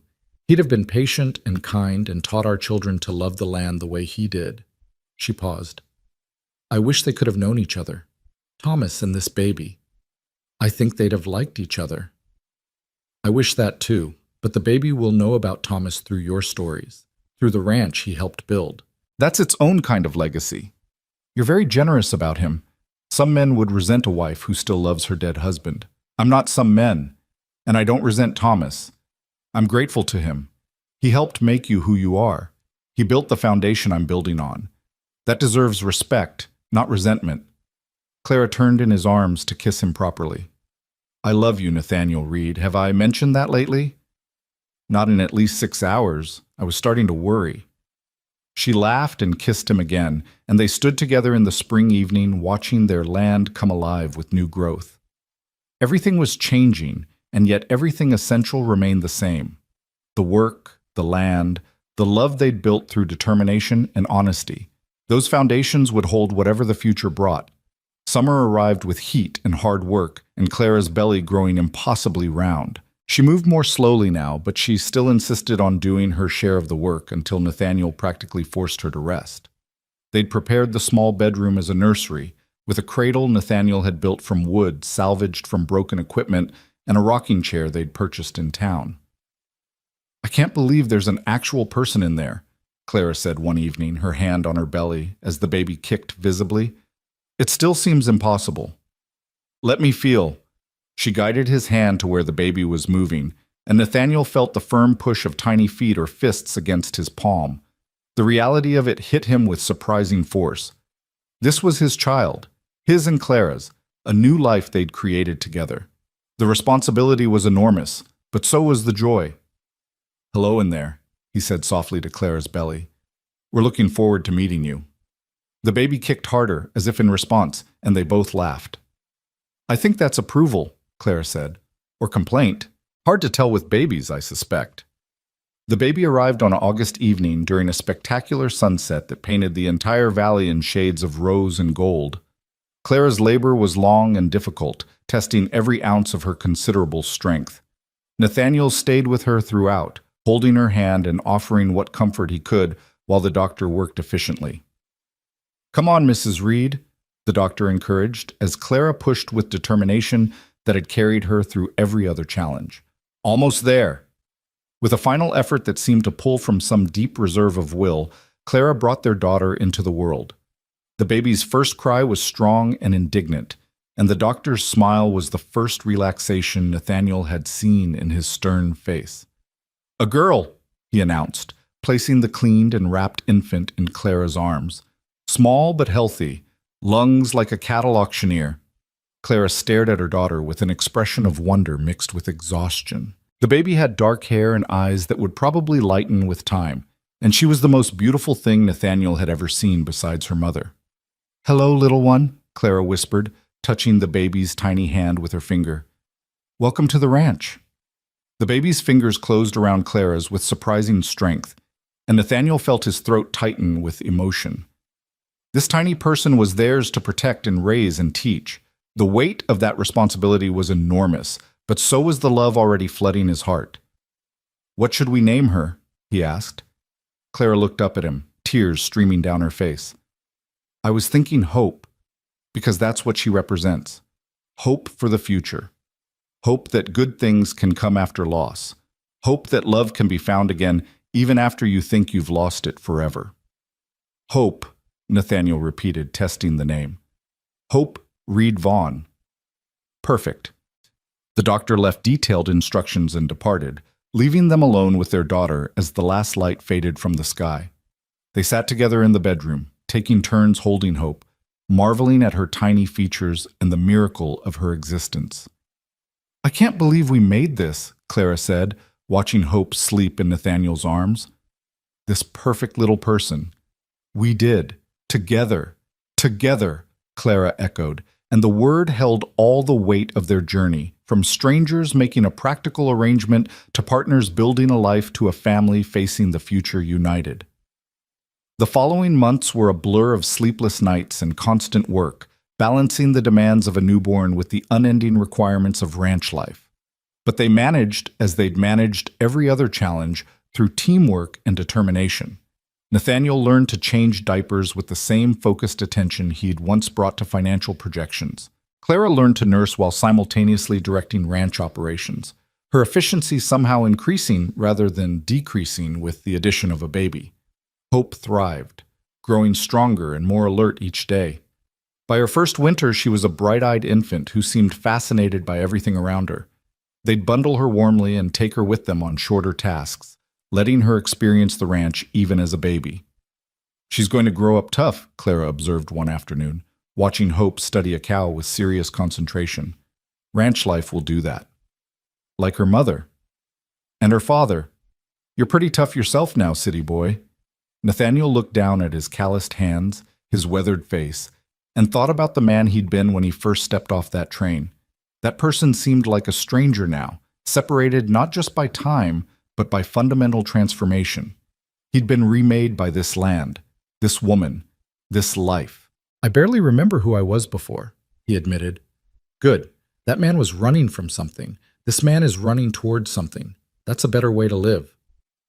As Hope's first birthday approached, they stood together one evening on the porch, watching the sunset paint the valley in familiar colors. Hope was asleep inside, worn out from a day of exploration under their watchful eyes. The ranch was quiet. The the work done for the day, and the future stretched ahead with all its uncertainty and promise. "Do you ever regret it?" Clara asked suddenly. "Answering that advertisement? Coming out here to a life so different from what you knew?" Nathaniel considered the question seriously, giving it the weight it deserved. He thought about his former life, the social performances, the hollow relationships, the pursuit of status and approval. Then he thought about this life, the honest work, the real partnership, the love built on shared struggle and mutual respect. "Not for a single second," he said. "This life, this place, you and Hope, you're everything I never knew I needed. Everything real I'd been missing without knowing what was absent. Even though it's hard, especially because it's hard, the difficulty is what makes it meaningful. Every challenge we overcome together, every crisis we survive, every small victory we achieve, it all matters in ways nothing in my old life ever did." Clara leaned against him, and they stood in comfortable silence watching the day fade into night. The stars emerged one by one, scattered across the vast Wyoming sky in patterns that had guided travelers and dreamers for millennia. "I'm glad you stayed," Clara said finally. "Glad you didn't run when things got difficult. Glad you loved me enough to wait until I could love you back. I'd wait forever for you. Luckily, you didn't have to." Inside, Hope began to fuss, and they both smiled. "That's our cue," Clara said. "Our cue for another sleepless night. Worth it, though. Absolutely worth it." They went inside together, partners in every sense, ready to face whatever came next. The ranch demanded constant work, children demanded constant attention, and life promised constant challenges. But they'd face it all together, building their future one day at a time through honest labor and stubborn love. Years later, when Nathaniel was older and his dark hair had gone silver, when Hope had grown into a capable young woman who ran the ranch with her mother's competence and her father's strategic thinking, he would sometimes stand on that same porch and remember the man who'd stepped off the train with nothing but shame and desperation driving him forward. That man had been looking for escape. What he'd found instead was home. The Wyoming Territory had stripped away every pretense, tested every weakness, and demanded transformation or destruction. Nathaniel had chosen transformation, and in doing so, he'd found not just survival but purpose, not just work but meaning, not just partnership but love. On his last evening, as he sat on the porch with Clara beside him, both of them weathered by years of hard living but unbroken, he looked out at the valley they'd defended together and felt complete peace. The land stretched away into shadow and distance, eternal and indifferent, beautiful and harsh. It had taken everything they could give and returned just enough to keep them fighting, and they'd won, not through dominance or conquest, but through adaptation and respect, through learning to work with the land rather than against it, through building something that would outlast them both. "No regrets?" Clara asked, echoing their conversation from decades earlier. Nathaniel took her hand, weathered and strong, and held it gently. "Not one." "Good. Because I'm not giving you back even if you did." He laughed, the sound carried away on the evening wind. "I wouldn't go even if you tried to send me. Stubborn man, stubborn woman. We match. Perfectly." As the sun set on another day, on another year, on a life well lived through the honest work and hard-won love, they sat together in the home they'd built and the life they'd created. The future would belong to Hope and whatever children she might have, but the foundation they'd laid would hold strong. Because some things, once built on bedrock and truth, could withstand any storm. The land had witnessed their arrival as strangers, their transformation into partners, and their evolution into family. It would witness their passing someday, as it had witnessed countless others. But what they'd built together, the ranch, the legacy, the love that had grown from pragmatic arrangement into something profound and lasting, that would endure. That evening, as stars emerged and the valley filled with familiar darkness, Nathaniel understood something fundamental about the life he'd found. He'd come to Wyoming running from failure, and he'd discovered that failure was just transformation wearing a different mask. Every ending held the seed of new beginning. Every loss contained the possibility of finding something better. He'd lost everything once, And in losing it, he'd found the only things that truly mattered: purpose, partnership, home, and love. Stubborn, practical, honest love that worked beside you in the dirt and held your hand through the darkness and built something real from shared struggle and mutual respect. That was enough. That was everything. That was the life worth living, the only legacy that truly mattered.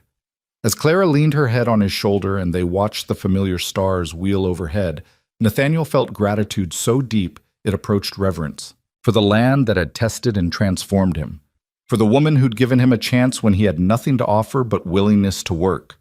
For the daughter who carried their combined legacy forward into the future. For the life they'd built together, one day at a time, one challenge at a time, one small victory at a time, until the accumulation of all those days and challenges and victories became something magnificent. A ranch, a family, a home. The heart that had fled high society had learned what it meant to stay. And in staying, in fighting, in choosing every day to build rather than run, it had found what it had been seeking all along. Not escape, not hiding, not forgetting, but belonging. Purpose. Love earned through honest work and shared sacrifice. That was the true fortune of the male